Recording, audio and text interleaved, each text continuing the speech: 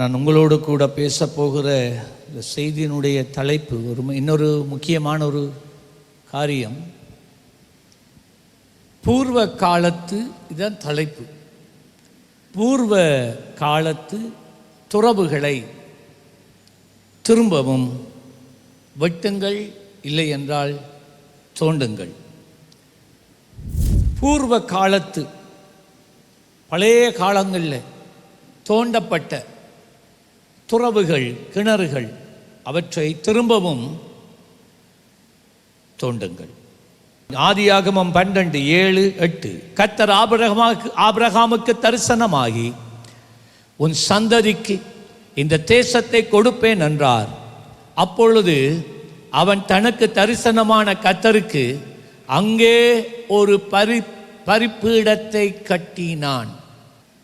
8வது வசனம், பின்பு அவன் அவ்விடம் விட்டு பெயர்ந்து, இப்ப நல்லா கவனிக்கணும், பெத்தேலுக்கு கிழக்கே இருக்கும் மலைக்கு போய், பெத்தேல் தனக்கு மேற்காகவும் ஆயி கிழக்காகவும் இருக்க கூடாரம் போட்டு அங்கே கர்த்தருக்கு ஒரு பலிபீடத்தை கட்டி கர்த்தருடைய நாமத்தை தொழுது கொண்டான்.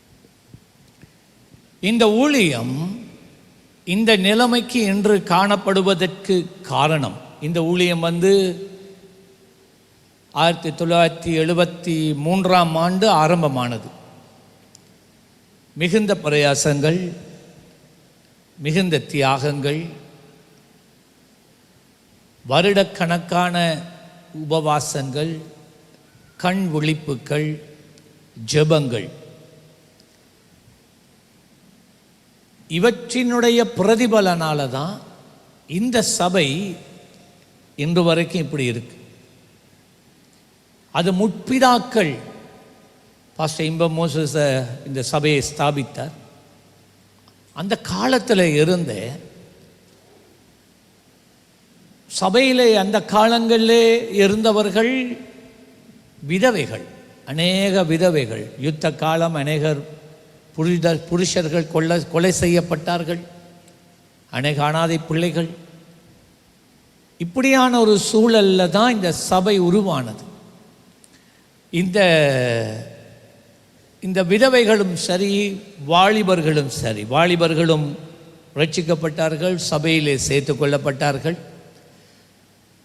இடைவிடாத ஆராதனை, இடைவிடாத ஜெபங்கள், தொடர் உபவாசங்கள் இந்த சபையிலே ஆரம்ப காலங்களிலே பல வருடங்கள் நிறைவேற்றப்பட்டது. உங்களுக்கு நான் முன்னே சொல்லி இருக்கிறது போல, ஒவ்வொரு நாளும் நாங்கள் வாலிபர்களாய், நான் சர்ச்சில் தான் இருப்பேன், ஆனால் மற்றவர்கள் போயிட்டு வருவாங்க. இரவேல சர்ச்சில் இருக்கிறதுக்கு வருவார்கள் மற்றவர்கள். ஆனால் நான் முழு நேரத்துக்கு வந்துட்டு, அப்போ நான் சர்ச்சிலே தான் இருந்தேன். நாங்கள் காலையிலே எல்லாரும் கூடி சேர்ந்து சபையா ஜெபிக்கிற ஒரு கூட்டம், சின்ன கூட்டம்தான், இருந்து ஜெபித்து மாலை ஆகிற நேரம் வீட்டு கூட்டங்கள் அதுகள் என்று நடத்தி, பின்னேரம் திரும்பவும் 6 மணிக்கு ஜெபம் சபையிலே நடக்கும். அதாவது ஆராதனை அல்ல, ஜெபம். அது முடிய ஏறக்குறைய 8 மணி சாப்பாடு. அதுவும் சரியான சாப்பாடு எல்லாருக்கும் இருக்காது, பாஸ்டர் உட்பட. அதன் பின்பதாக 9 மணி ஆகும்போது நாங்கள் தனித்து போயிடுவோம். எங்களை ஜெபிக்க யாரும் சொல்கிறதில்லை. ஒவ்வொரு ஆளும் சபையில் ஒரு மூலையில் நான் மொட்டை மாடிக்கு போயிடுவோம். போனால் பல மணி நேரங்கள் ஜெபத்திலே. எங்களுடைய ஜெபம் எல்லாம் என்ன தெரியுமா? ஆண்டவரே, இந்த ஊழியத்தை ஆசீர்வதியும், இந்த ஊழியத்தின் மேலாக உம்முடைய அசைவாடுதலை காணப்பண்ணும், ஆத்துமாக்களை தாரும், கட்டப்பட்ட ஜனங்களை விடுதலையாக்கும். பல மணி நேரங்கள் ஒவ்வொரு நாளும் ராத்திரி 12-1 மணி வரைக்கும் ஜெபிப்போம். அதுக்கு பிறகுதான் கீழே இறங்கி வருவோம். இறங்கி வந்து எல்லாருமே சர்ச்சில் தான் 2 ஃபேனுக்கு கீழே நாம் யாவரும் உறங்குவோம். ஏறக்குறைய ஒரு 12 வாலிபர்கள் நாம் உறங்குவோம். நாங்கள் ஜெபித்து வந்த உடனே, அது 12:30 மணியாக இருக்கலாம், சில நேரம் 12 மணியாக இருக்கலாம், சில நேரம் 1 மணியாக இருக்கலாம். பாஸ்டர் இன்பம் அந்த நாட்கள் சரியான வெக்க, அவர் குளிச்சுட்டு சாரத்தையும் இங்கே மட்டும் காட்டுவார். சாரத்தை இங்கே மட்டும் கட்டிட்டு ஷர்ட் இல்லை, அந்த ஈரத்தோட அந்த அவ்வளோ வெக்க, அவருடைய அறையில் இருந்து, அவர்கள் வாழ்ந்ததே ஒரு 2 அறைக்குள்ளே தான், அந்த அறையில் இருந்து வெளியில் வந்து அவர் ஜெபித்து கொண்டு, நாங்கள் விடிய காலம் 4-4:30 மணிக்கு முழிக்கும் வரைக்கும் அவர் அந்த சபையினுடைய முத்தத்தில் நடந்து நடந்து நடந்து நடந்து அவர் ஜெபித்து கொண்டே இருப்பார். சரியாக 4:30 மணி ஆகும்போது நாங்கள் எழும்பிடுவோம். எழுந்த உடனே ஒருவராகிலும் ஒருவருடன் பேசுவது கிடையாது.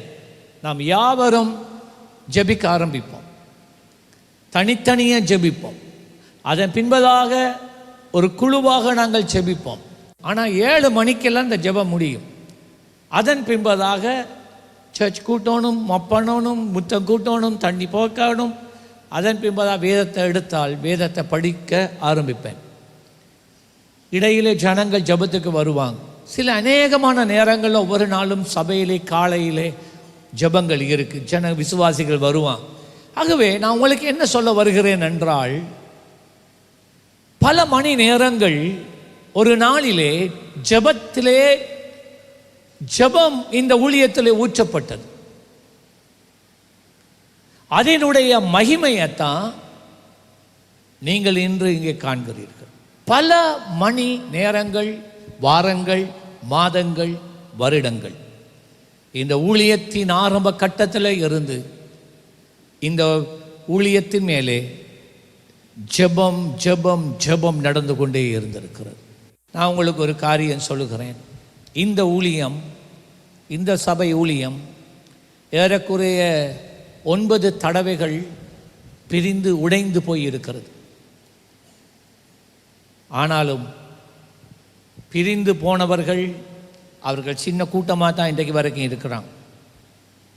ஆனால் இந்த ஊழியம் எப்பொழுதும் ஆத்துமாக்களுக்கு, ஜனங்களுக்கு ஒரு நாளும் குறைவே கர்த்தர் வைத்ததில்லை. நல்ல கையை தட்டி ஆண்டவருக்கு நன்றி சொல்லுங்க. ஹல்லேலூயா. ஒரு நாளும் கர்த்தர் குறைவு வைத்ததில்லை. ஏன் தெரியுமா?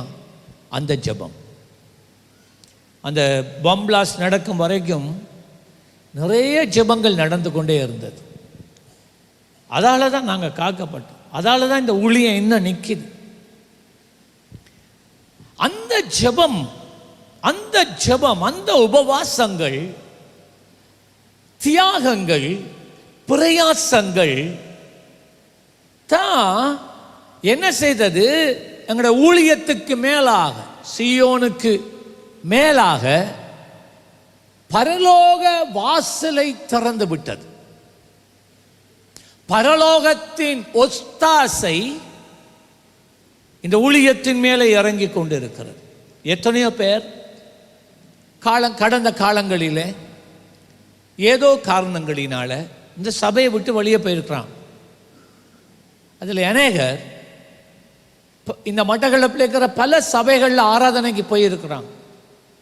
கடைசியாக இப்போ எங்கேயும் ஆராதனைக்கு போகாமல் நிற்கிறவங்களும் உண்டு. ஆனால் அவர்கள் அனைவரும் என்ன தெரியுமா சொல்கிறாங்க?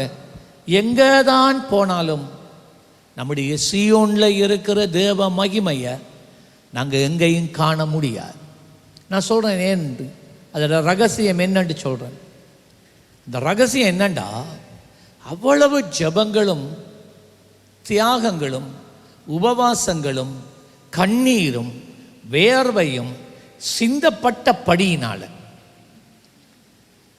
தேவன் அந்த ஜெபங்களை, தியாகங்களை, உபவாசங்களை, ஊழியத்தை அவர் அங்கீகரித்ததினால் சீயோனுக்கு மேலாக பரலோகத்தின் வாசல் திறந்து கர்த்தர் வைத்திருக்கிறார். ஆமென் சொல்லுங்க. ஹல்லேலூயா. திறந்தது மாத்திரம் இல்லை. யாக்கோபு என்ன சொன்னான்? என்ன யாக்கோபு கண்டான்? வானம் திறக்கப்பட்டு இருக்கிறதையும், தேவ தூதர்கள் தேவனுடைய சிங்காசனத்தில் இருந்து இறங்கி வருகிறதும் மேலே ஏறி போகிறதுமாய் ஒரு காரியத்தை மறக்க வேண்டாம். தேவன் எப்பொழுதும் தம்முடைய எந்த சபை, எந்த ஜனங்கள் ஒன்றாக ஒரு நாள் 2 நாள் இல்லை, 1 வருஷம் 2 வருஷம் இல்லை, பல வருடங்கள் 10, 15, 20, 30 வருடங்களாய் தொடர்ந்து ஒரே இடத்துல இருந்து விடாமல், இடை விடாமல் இவ்விடமாய் தேவனை சேவித்துக் கொண்டு இருக்கும்போது, வானங்களை திறப்பது மாத்திரமல்ல, அங்கே கூடுகிற தேவனுடைய பிள்ளைகளுக்கு ஒத்தாசை புரியும்படிக்காய் அவர் தம்முடைய தேவ தூதர்களை கட்டளையிடுகிறார். ஹல்லேலூயா, ஹல்லேலூயா. ஆனால் இப்ப இருக்கிற பயங்கரமான சூழ்நிலை என்ன தெரியுமா? இது எல்லா சபைகளுக்கு நடக்கும். அது என்னண்டா, முன்னோர்களுடைய, முற்பிதாக்களுடைய, முத்தாய்கள் மூலமாக செலுத்தப்பட்ட கிரயத்தின் நிமித்தம் பரலோகத்தின் வாசல் திறந்ததினால ஆராதனைகள் மேலாக தேவனுடைய மகிமை இறங்கிற்று. ஆனால் அன்று வாலிபர்களாய் இருந்தவர்கள் இன்று முதியோராய் மாறிக்கொண்டிருக்கிறார்கள். விளங்கிட்டா? நேர வந்துட்டா இல்லையா? கவனித்து பாருங்க. இப்போ அவர்களுக்கு வயது போயிட்டு இல்லை, போகல, நாங்கள் பிடிச்சி வச்சுட்டு இருக்கிறோம். ரைட்?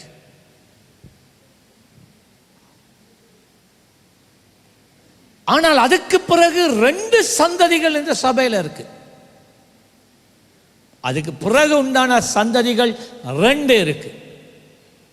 அந்த காலங்களிலே அவற்றை காணாத, அனுபவிக்காத ஒரு சந்ததி சபையில் இருக்கு, புதிதாக இடையில வந்தவங்க. நீங்க இப்ப எதுல ஓடுறீங்க தெரியுமா? நான் பேசுறத கவனிங்க, கதைக்க கூடாது. நான் முக்கியமானதை பேசுறேன். அவர்கள் எதிலே ஓடுகிறார்கள் என்றால் அந்த பழைய அபிஷேகத்தில் ஓடிக்கொண்டிருக்கிறாங்க. இன்றைய சமுதாயம், இன்று சபையில் இருக்கிற இந்த 2ஆம் 3ஆம் சந்ததியாகிய இந்த பிள்ளைகள், வாலிபர்கள், இளைஞ யுவதிகள், அன்று எங்கள் முற்பிதாக்கள், எங்கள் முத்தாய்கள், தாய்மார்கள் தேவனுடைய ராஜ்யத்திலே செலவழித்ததை போன்று செலவழிப்பது இல்லை. அவர்களுக்கெல்லாம் டக் டக்குண்ட எல்லாம் நடக்கும்.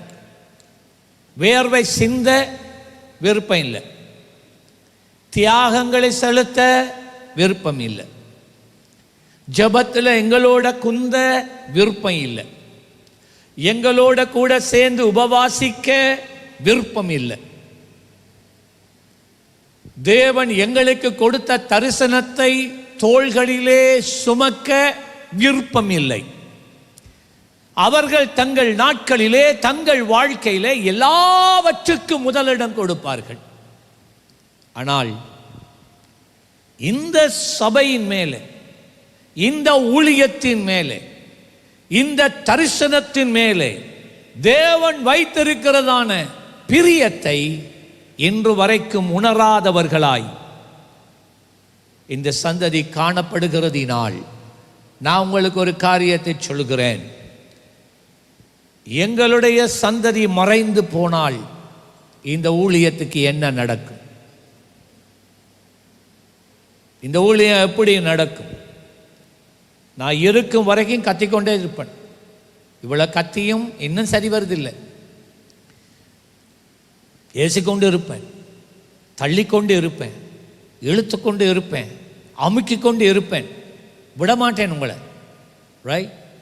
ஆனால் நாங்கள் மறைந்து போனால் அடுத்த சந்ததி இந்த ஊழியத்தை நடத்த ஆரம்பித்தால் இந்த ஊழியம் எங்கே போய் நிற்கும்? அதுதான் இன்றைக்கு செய்தியினுடைய கருப்பொருள். விளங்கிட்டான்? ஆகவே முற்பிதாக்களாய் இருந்தவர்கள், முத்தாய்களாய், தாய்மார்களாய் இருந்து இந்த சீயோனின் ஊழியத்தை மேலே பரலோக வாசலை திறந்த அருமையான தேவ பிள்ளைகளே, உங்களுக்கு வயசு போய் இருக்கலாம், நிறை மயிர் வந்திருக்கலாம், ஆனால் நீங்கள் இல்லாமல் இந்த ஊழியம் முன்னேறி போக முடியாது. நீங்கள் உங்களுடைய அழைப்பை விட்டுவிட வேண்டாம். நீங்கள் தேவனோடு செலவழிக்கிற நேரங்களை அற்பமாய் எண்ண வேண்டாம். உங்கள் வயதுக்கு நீங்கள் இடம் கொடுக்க வேண்டாம். நீங்கள் இந்த உலகத்திலே கர்த்தர் உங்களுக்காக நியமித்த நாள் கடைசி நிமிஷம் வரைக்கும் நீங்கள் கர்த்தருக்காக வாழ்வதற்கு, நீங்கள் தொடங்கினதை கடைசி மூச்சு இருக்கும் வரைக்கும், அதாவது அந்த நீங்கள் மரிக்க போகின்ற அந்த நாளே உங்களுடைய ஊழியத்தை செய்து முடித்தவராக நீங்கள் உங்களுடைய ஜீவனை கர்த்தருக்கென்று விட்டு கொடுக்க வேண்டும். இந்த பட்டணத்திலேயே இரத்த சாட்சிகளாக மரிக்க தேவன் யாரை தெரிந்து கொண்டார்? தேவன் எந்த சபையை தெரிந்து கொண்டார்? எந்த ஊழியத்தை தெரிந்து கொண்டார்? இது என்ன பை மிஸ்டேக்கா? இந்த குண்டு தாக்குதலை ஏற்படுத்தினவர்களுக்கு இந்த ரகசியம் தெரியாமல் புரியாமல் இருக்கலாம். ஆனால் பரலோகம் அதை கண்டது. பரலோகம் உலக தோற்றத்துக்கு முன்பதாகவே அந்த நாளை குறித்து வைத்தது. இந்த ஊழியத்தின் மேலே கர்த்தருடைய கண்கள் பதிந்தது. தேவனுடைய ஆழமான சத்தியங்களுக்கு பிரவேசிக்காதவர்கள் ஆண்டவர் ஏன் பாதுகாக்கவில்லை, ஆண்டவர் ஏன் முன்கூட்டியே சொல்லவில்லை என்று தேவையில்லாத கதை அவன் அந்நியன் ஐயா. தேவன் நம்மை நடத்தி வந்த பாதைகளை அவர்கள் அறியாதவர்கள், அவர்கள் எங்களோடு ஜெபிக்காதவர்கள், அவர்கள் எங்கள் மத்தியில் இருக்கிற தேவ மகிமையை அனுபவிக்காத ஒரு கூட்டம். அவர்களுக்கு ஒன்றும் தெரியாது. நான் உங்களுக்கு சொல்லுகிறேன், தேவனுடைய ராஜ்யத்துக்காக இரத்த சாட்சிகளாய் இந்த பட்டணத்திலே, இந்த மாவட்டத்திலே நம்முடைய மரிப்பதற்கு நம்முடைய சபையை கர்த்தர் தெரிந்து கொண்டதுக்கு ஒரு பெரிய காரணம் உண்டு. ஏனென்றால் இந்த கிழக்கு மாகாணத்திலேயே தேவன் எங்கள் மேலே ஒரு விசேஷித்த கவனத்தை வைத்திருக்கிறார். எல்லாரும் எல்லாரும் எல்லாரும் எல்லாரும் ஹல்லேலூயா விளங்கிக் கொள்ளுங்க. நான் இன்றைக்கு பேசுறத விளங்கிக் கொள்ளுங்க, நீங்க மிகவும் முக்கியம். ஆகவே இன்றைய இந்த செய்தி அந்த 2ஆம் 3ஆம் சந்ததிகளுக்குரிய செய்தி. என்ன அந்த செய்தி? உங்கள் முற்பிதாக்கள், இந்த சபையினுடைய முற்பிதாக்கள், என்னுடைய இந்த சபையின் ஸ்தாபகர் பாஸ்டர் இன்பம் மோசஸ், அவருடைய மனைவி மரித்து போயிட்டா ரஞ்சி மோசஸ், அவர்களுடைய தியாகங்கள், ஜபங்கள் மாத்திரமல்ல, உபவாசங்கள் மாத்திரமல்ல, கிராமம் கிராமமாய் நடந்து பின்னேறம் ரஞ்சி என்ற வந்தா அவட காலால் ரத்தம் வழியும். பேசின்ல சுடு தண்ணியை போட்டு சில கொண்டிஸை போட்டு அந்த காலை அதில் வச்சு கொண்டு இருப்பான். சில நேரம் நான் அவட காலை நான் பிடிப்பேன், வீங்கி போய் இருக்கும். அப்ப எல்லாம் இந்த மட்டக்களப்பை சூழ இருக்கிற கிராமங்களில் எந்த ஒரு ஆவிக்குரிய சபையும் கிடையாது. சிபிஎம் சபை, ஏஓஜி சபை வீடுகளில் தொடங்கி இருக்கு. பெட்டசண்ட கராஜுக்கு பின்னால ஏரன்ஸ் லேனுக்குள்ள. அடுத்தது சியோன் சபை. இவை எல்லாவற்றிலும் சியோன் சபை வளர ஆரம்பித்தது. தேவன் பலமாய் கிரியை செய்தார். நாம் அதை மறக்கக்கூடாது. இப்போ இந்த 2ஆம் 3ஆம் சந்ததி இருக்கு பாருங்க, உங்களுக்கு ஒரு பெரிய உத்தரவாதம் இருக்கு. நீங்க மற்றவர்களைப் போல இந்த தரிசனத்தை உணராதவர்களாய், தேவன் இந்த ஊழியத்தின் மேலே அவர் வைத்திருக்கிற அவருடைய பெரிதான கிருபையை அலட்சியம் பண்ணி, அவர் நமக்கு கொடுத்திருக்கிற உத்தரவாதத்தையும் பொறுப்பையும் ஒரு பொருட்டாக எண்ணாமல் அதை உதறி தள்ளிவிட்டு, மற்றவர்களைப் போல நீங்கள் உங்களுக்காகவும் உங்கள் குடும்பங்களுக்காகவும் நீங்கள் வாழ்கிறவராயிருந்தால் நீங்கள் இன்று கர்த்தரிடத்துக்கு திரும்ப வேண்டும். ஏனென்றால் எனக்கு மற்றவங்களை பற்றி தெரியா. இந்த ஊழியத்தை பொறுத்த வரையிலே தேவன் ஒரு விசேஷித்த கண்காணிப்பை, இந்த ஊழியத்தின் மேலே ஒரு விசேஷித்ததான ஒரு அழைப்பையும் அபிஷேகத்தையும் ஒரு தயவையும் அவர் வைத்திருக்கிறார். நீங்கள் யாவரும் பாக்கியவான்கள். ஆமென் சொல்லுங்களேன். நீங்கள் பாக்கியவான். நல்ல கையை தட்டி ஆண்டவருக்கு நன்றி சொல்லுங்க. ஆகவேதான் இன்று செய்தி என்னண்டா, பூர்வ காலத்து, ஆதி காலத்து 40 வருடங்களுக்கு முன்னே, 45 வருடங்களுக்கு முன்னே இந்த ஊழியம் எப்படி ஆரம்பிக்கப்பட்டது? ஆரம்பத்தில் இருந்த தேவ பிள்ளைகள் அவர்கள் குறைவிலே வாழ்ந்தார்கள். பிரியமானவர்களே, பணக்காரன் என்று யாரும் இல்லை, 1-2 பேர் மாத்திரம்தான். மற்ற எல்லாருமே ஏழ்மையான ஜனங்கள், குடிசைகளில் வாழ்ந்தவங்க. ஒரு நேர சாப்பாடு, ஆகாரம் கூட சாப்பிட முடியாமல் கஷ்டப்பட்டு வாழ்ந்தவர்கள். அப்படிதான் அவங்க தான் நம்முடைய சபையினுடைய முதுகெலும்பாய் இருந்தார்கள். இப்படிப்பட்ட ஒரு சந்ததியை வச்சுதான் தேவன் இந்த ஊழியத்தை இந்த அளவுக்கு கொண்டு வந்து நிறுத்தி இருக்கிறார். அவர்கள் உலகத்திலே அவர்கள் தரித்திரர்களாய் இருந்திருக்கலாம், ஆனால் ஆவிக்குரிய ரீதியிலே பரலோகத்தின் பார்வையிலே அவர்களைப் போல ஐசுவரியவான்கள் வேறு யாரும் இருக்கவில்லை. ஆமென் சொல்லுங்க. நல்ல கையை தட்டி கொண்டு ஹல்லேலூயா, ஹல்லேலூயா. ஆகவே பழைய விசுவாசிகள், நான் திரும்ப உங்களுக்கு சொல்லுகிறேன், உங்களுக்கு ஒரு பெரிய வேலை இருக்கு. உங்களுக்கு பின்பதாய் உண்டாகியிருக்கிற சந்ததிகளுக்கு ஒரு சாம்பிளாக, ஒரு முன்மாதிரியாக உங்கள் பேச்சிலே, உங்கள் நடத்தையிலே, உங்கள் செயல்களிலே, உங்கள் அர்ப்பணிப்புகளில் நீங்க பின்மாற்றம் அடைய முடியாது. நாம் அடுத்த சந்ததிக்கு கொடுக்கிற சாட்சி என்ன? எங்களுக்கு பின்பதாய் 2 சந்ததிகள் இருக்கு. அந்த 2, சிலருடைய வாழ்க்கையில 3 சந்ததிகள் வந்துவிட்டது. அந்த 3 சந்ததிகளுக்கு நான் காண்பிப்பது என்ன? அந்த 3 சந்ததிகள் நீங்கள் தோண்டின துறவுகளை திரும்பவும் அது மூடப்பட்டாயிற்று. அந்த துறவுகள் மூடப்பட்டாயிற்று. அது எழுப்புதலின் துறவுகள். அதன் தண்ணீர்கள் எழுப்புதலை கொண்டு வந்தது. அந்த துறவுகள் பரலோக வாசலை திறந்தது. காலங்களாக துறவுகள் மூடப்பட்டாயிற்று. உள்ள தண்ணி இருக்கு, ஆனா ஒரு துறவை நீண்ட காலம் பயன்படுத்தாவிட்டால் சூழ இருக்கிற மண் மழையினால, வெள்ளத்தினால, காற்றினால அது அப்படியே அதை மூடிக்கொள்ளும். ஆனால் கீழே ஊற்று இருக்கு, அதுக்கு கீழே பொக்கிஷம் இருக்கு. அடுத்த சந்ததி அதை தோண்டி எடுக்க வேண்டுமே. அருமையான தேவ பிள்ளைகளே, நான் ஒரு பாரத்தோட நான் இன்றைக்கு உங்களோட பேசுகிறேன். எத்தனை காலங்கள் நாங்கள் உயிரோடு இருப்போம்னு தெரியாது.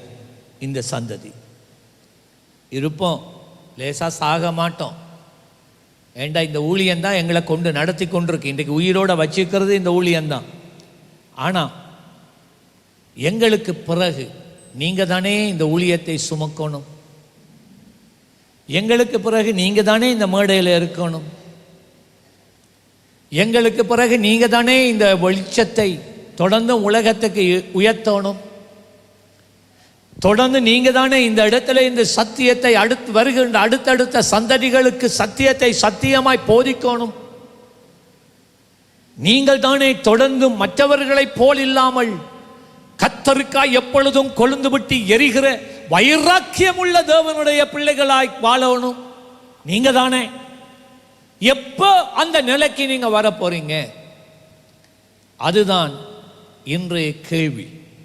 எப்பொழுது நீங்கள் எழும்பாவிட்டால், நான் சொல்லுகிறேன், நீங்கள் எழும்பாவிட்டால் உங்கள் முன்னோர்கள் உபவாசத்தினாலும் ஜெபத்தினாலும் கண் விழிப்பினாலும் தியாகங்களினாலும் திறந்த வானம் திறக்கப்பட்ட நதிகள், திறக்கப்பட்ட ஊற்றுக்கள், திறக்கப்பட்ட எழுப்புதலினுடைய மகிமை, தேவனுடைய பிரசன்னம், தேவ தூதர்களுடைய செயல்பாடுகள் அப்படியே ஒடுங்கி போயிடும்.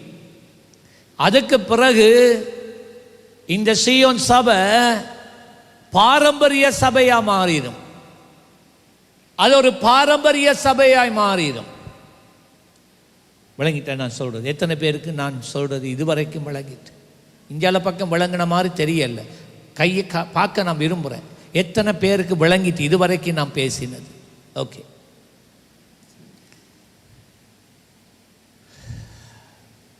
ஆதியாகமம் 12ஆம் அதிகாரம் 7ஆம் 8ஆம் வசனம் எல்லாம் வாசிக்க இல்லாதபடி ஒரு சில வசனங்களை மாத்திரம் நான் உங்களுக்கு காண்பிக்க போகிறேன். ஆபிரகாம் பேர் செபாவிலே ஒரு துறவை வெட்டினான். ஒரு துறவல்ல, 7 துறவுகளை வெட்டினான். 7 கிணறுகளை வெட்டினான். வெட்டி போட்டு அதில் என்ன செய்தான்டா, தேவன் அவனை சந்தித்தார். தேவன் அவனோடு பேசினார். தேவன் அவனுக்கு வழிகாட்டினார். தேவன் அவனுக்கு வாக்குத்தத்தங்களை கொடுத்தார். அதற்கு ஒரு அடையாளமாக, அதை மறவாமல் இருப்பதற்காக ஆபிரகாம் அந்தந்த இடங்களிலே அவன் ஒரு பலிபீடத்தை கட்டி அவன் தேவனை சேவித்தான் என்று வேதம் சொல்லுகிறது. மறக்க வேண்டாம், ஆபிரகாமை தேவன் விக்கிரக ஆராதனை உள்ள விக்கிரகங்களை உருவாக்குற, தெய்வங்களை உருவாக்குற ஒரு குடும்பத்திலே இருந்து அவனை வேறு பிரித்து அவனை தமக்கென்று தெரிந்து கொண்டு, அச்சனா உன் குடும்பத்தையும் உன் இனத்தையும் உன் தேசத்தையும் விட்டு வெளியே வா, நான் உன்னை என்னுடைய ஜனமாய் நான் மாற்றப் போகிறேன், உன் சந்ததிக்கென்று ஒரு தேசத்தை நான் உனக்கு கொடுக்க போகிறேன், பாலும் தேனும் ஓடுகிற தேசம் காணான், வா வெளியே வா, நான் உனக்கு போய் காட்டுறேன்னு சொல்லி அவனை ஒரு பரதேசியாக கர்த்தர் நடத்தி கொண்டே வந்தார். இப்படியாக போகும்போது ஒரு நாள் அவனுடைய அந்த பிரயாணத்திலே அவன் பேர்செபாக்கு வருகிறான். ஆதியாகமம் 12:7-8. கர்த்தர் ஆபிரகாமுக்கு தரிசனமாகி உன் சந்ததிக்கு இந்த தேசத்தை கொடுப்பேன் என்றார். அப்பொழுது அவன் தனக்கு தரிசனமான கர்த்தருக்கு அங்கே ஒரு பரிபீடத்தை கட்டினான். பார்த்தீங்களா? ஆண்டவர் அடிக்கடி ஆபிரகாமுக்கு தரிசனமானார். இது முற்பிதா, இந்த சபையிலே இருக்கிற முற்பிதாக்களுக்கு, முத்தாய்மார்களுக்கு, இந்த சபை இந்த நிலைமைக்கு வருவதற்கு காரணமாய் இருந்த அந்த ஆதி விசுவாசிகளுக்கு எப்பொழுதும் ஆண்டவர் தரிசனங்கள் மூலமாய் பேசினார். ஆராதனைண்டா அங்கங்க எல்லாம் தரிசனங்களை காண்பாங்க. தீர்க்க தரிசனம் ஆராதனையில் ஒருவர் உரைப்பாங்க. இப்ப எங்க இருக்கு இந்த சீயோன்ல? அதெல்லாம் ஆராதித்து கொண்டு போற நேரம் சிலர் அழுவார்கள். அந்த மகிமையில ஆராதிக்கிற நேரத்திலே நேரம் போறதே தெரியாமல், பிரசங்கமே தெரியாமல் அப்படியே போயிடும். 4, 5, 6 மணித்தியாலங்கள் ஆராதனை நடக்கும். உபவாசம் என்றால் தொடர் உபவாசம் 40 நாட்கள் நடக்கும். எப்படி அந்த நாட்கள் முடிகிறது என்றே தெரியாது. அவ்வளவு இன்பமாய் இருக்கும். ஆராதனைக்கு வருகிறவர்கள் அவ்வளவு வேளையாய் ஆராதனை நடந்து வீட்டுக்கு போக விருப்பம் இல்லை, சர்ச்சிலேயே இருக்கணும். அது மகிமையின் காலங்கள். இப்ப இருக்கிற சந்ததி, நீங்க எங்க அதை கண்டிருக்கிறீங்க? உங்களுக்கு அந்த அனுபவமே இல்லையே. அதுதான் நான் உங்களுக்கு சொல்ல வருகிறேன். அதுதான் ஆபிரகாமுக்கு தேவன் தரிசனமானார். இவர்களுடைய இருதயம் தேவனை தேடினது, தேவன் மேலே பற்றுதலாய் இருந்தது, தேவ காரியங்களுக்கு தங்கள் வாழ்க்கையிலே முன்னுரிமை கொடுத்தார்கள். அங்கெல்லாம் போனாரோ, அங்கெல்லாம் எங்கெல்லாம் தேவனை கண்டானோ, எங்கெல்லாம் தேவன் பேசினாரோ அங்கே ஒரு பலிபீடம். 8வது வசனம், பின்பு அவன் அவ்விடம் விட்டு பெயர்ந்து இப்ப நல்லா கவனிக்கணும். பெத்தேலுக்கு கிழக்கே இருக்கும் மலைக்கு போய் பெத்தேல் தனக்கு மேற்காகவும் ஆயி கிழக்காகவும் இருக்க கூடாரம் போட்டு அங்கே கர்த்தருக்கு ஒரு பலிபீடத்தை கட்டி கர்த்தருடைய நாமத்தை தொழுது கொண்டான். இரண்டாவது இடம் ஆண்டவர் எங்கே அவனை சந்தித்தார்? பெத்தேல் என்கின்ற ஒரு இடத்திலே சந்தித்தார். அங்கே அவன் கர்த்தருக்கு என்று ஒரு பலிபீடத்தை கட்டுகிறான். அந்த பெத்தேல் என்கின்ற இடத்திலே பல காலம் அவன் தங்கி இருக்கின்றான். அந்த காலங்களில் எல்லாம் அந்த பலிபீட தண்டையிலே தேவனை அவன் தொழுது கொள்ளுகிறான். அவன் தொழுது கொள்ளுகிற எல்லா வேளைகளிலும், அவன் பலி செலுத்துகிற எல்லா சந்தர்ப்பத்திலும் தேவன் மகிமை அடைந்தார். பரலோகம் அந்த இடத்திலே திறந்தது. நான் உங்களுக்கு சொல்லி இருக்கிறேன், ஒரு பலிபீடம் ஸ்தாபிக்கப்பட்டால் அந்த பலிபீடத்தை ஸ்தாபித்தவன் மரித்து போனாலும் அந்த பலிபீடம் உயிராக இருக்கும். ஆபிரகாம் மரித்து போனாலும் ஆபிரகாம் கட்டின அந்த பலிபீடத்தின் மேல் கர்த்தருடைய கண்கள் கூர்ந்து கவனித்தது. எந்த இடத்திலே ஆபிரகாம் பலிகளை செலுத்தினானோ, எந்த இடத்திலே தேவன் அவனை சந்தித்தாரோ, அந்த பலிபீடத்திலே ஆபிரகாம் பலியிடுகிற நேரம் தேவ தூதர்கள் அவர்கள் மத்தியிலே வந்து செயல்பட்டார்கள். முற்பிதாக்கள் வாஞ்சையோட வைராக்கியத்தோட தேவனை தேடினார்கள். இன்னொரு காரியம் நீங்க மறக்க கூடாது. இவ்விதமாக தேவன் ஒரு மனிதனை தெரிந்து அந்த மனிதனோடு அவர் இடைப்பட்டு, நல்லா கேட்கணும், இடைப்பட்டு அந்த இடத்திலே அந்த தேவ மனிதன் தேவனுக்கென்று ஒரு பலிபீடத்தை கட்டி, அன்று ஆபிரகாம் கற்களினால் பலிபீடத்தை கட்டினான். இன்று நாங்கள் கற்களினால் பலிபீடம் கட்டுறதில்லை. எந்த இடத்திலே நாம் உட்கார்ந்து செபிக்கிறோமோ, எந்த இடத்திலே நாங்கள் கண்ணீர் வடிக்கிறோமோ, எந்த இடத்திலே எங்கள் வேர்வையை நாங்கள் சிந்துகிறோமோ, எந்த இடத்திலே கர்த்தர் எங்களோடு இடைப்படுகிறாரோ அந்த இடத்துக்கு மேலாக வானங்கள், பரலோகத்தின் வாசல்கள் திறக்கப்படுகிறது. அது ஒன்று. இரண்டாவது காரியத்தை மறக்க வேண்டாம். அந்த இடம், அந்த பிரதேசம் கர்த்தருக்கு என்று அது பிரதிஷ்டை பண்ணப்படுகிறது. ஆமென் சொல்லுங்க. சில நேரம் எங்களுடைய பலிபீடத்தின் மேலே தேவன் தம்முடைய அனுக்கிரகத்தை, தம்முடைய தேவ தூதர்களை, தம்முடைய ஆவியை, தம்முடைய பலத்த கிரியைகளை நடப்பிக்கிற போது அது நமக்கு பழக்க தோஷமாகி அதனுடைய ஆழத்தை நாம் ஒருவேளை புரியாமல் இருக்கலாம். ஆனால் ஒரு காரியத்தை மறக்க வேணாம். வெளியில இருக்கிறவர்களுக்கு உள்ளே இருக்கிற மகிமை நல்ல விளங்குது. நல்ல கையை தட்டி, நல்ல கையை தட்டி. இதுதான் அந்த ஆபிரகாம் தேவனை சந்தித்து தேவனுடைய அனுபவத்தை பெற்றுக்கொண்டவனாய், தேவனுடைய வெளிப்பாட்டை பெற்றுக்கொண்டவனாய் அந்த இடத்துல ஒரு பலிபீடத்தை கட்டுகிறது மாத்திரமல்ல, எந்த அனுபவத்தை பெற்றானோ அதை அந்த பலிபீடத்துக்கு அந்த பெயரை சாட்டினான். யெகோவா நிசி, மோசே சாட்டினா யெகோவா ஷம்மா. இதெல்லாம் ஆண்டவருடைய நாமங்கள் அல்ல, இது ஆண்டவருடைய நாமங்கள் அல்ல.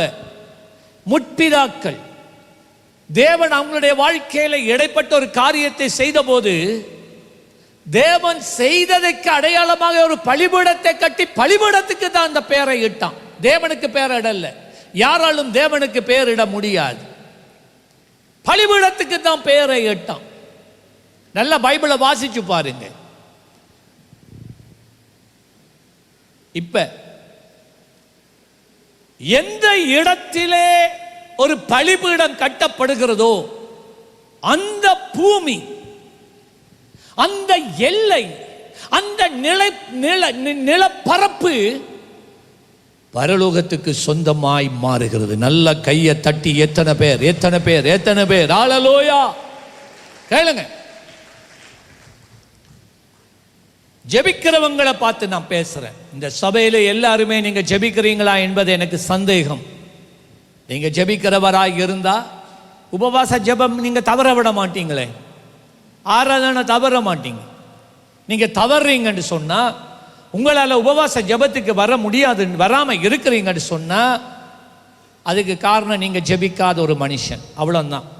உங்களுக்கு தேவன் மேல வாஞ்ச கிடையாது. நீங்க எல்லாம் கரையில ஓடுற சின்ன நெத்தலி மீன்கள், அவ்வளவுதான்.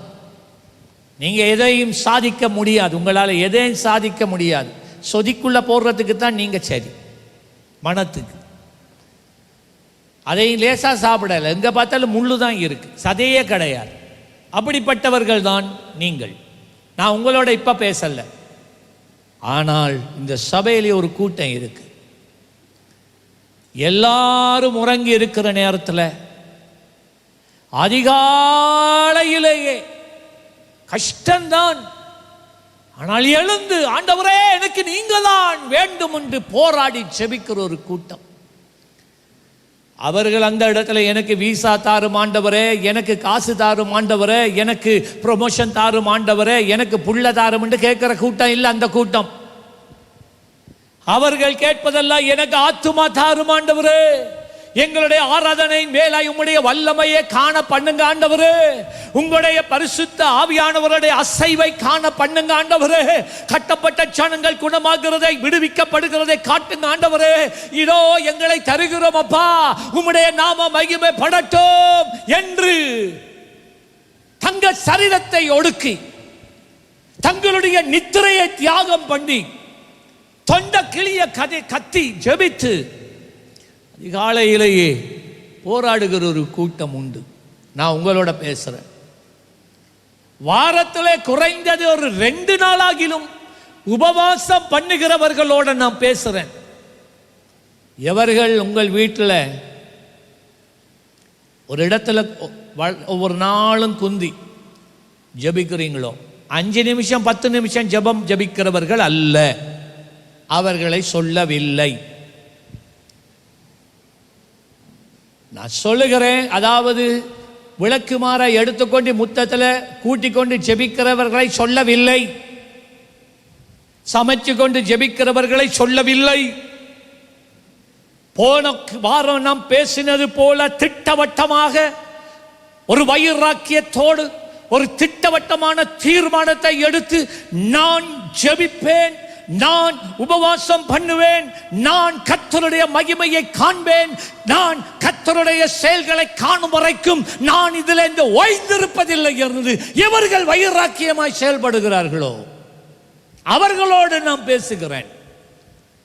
ஐயா அம்மா,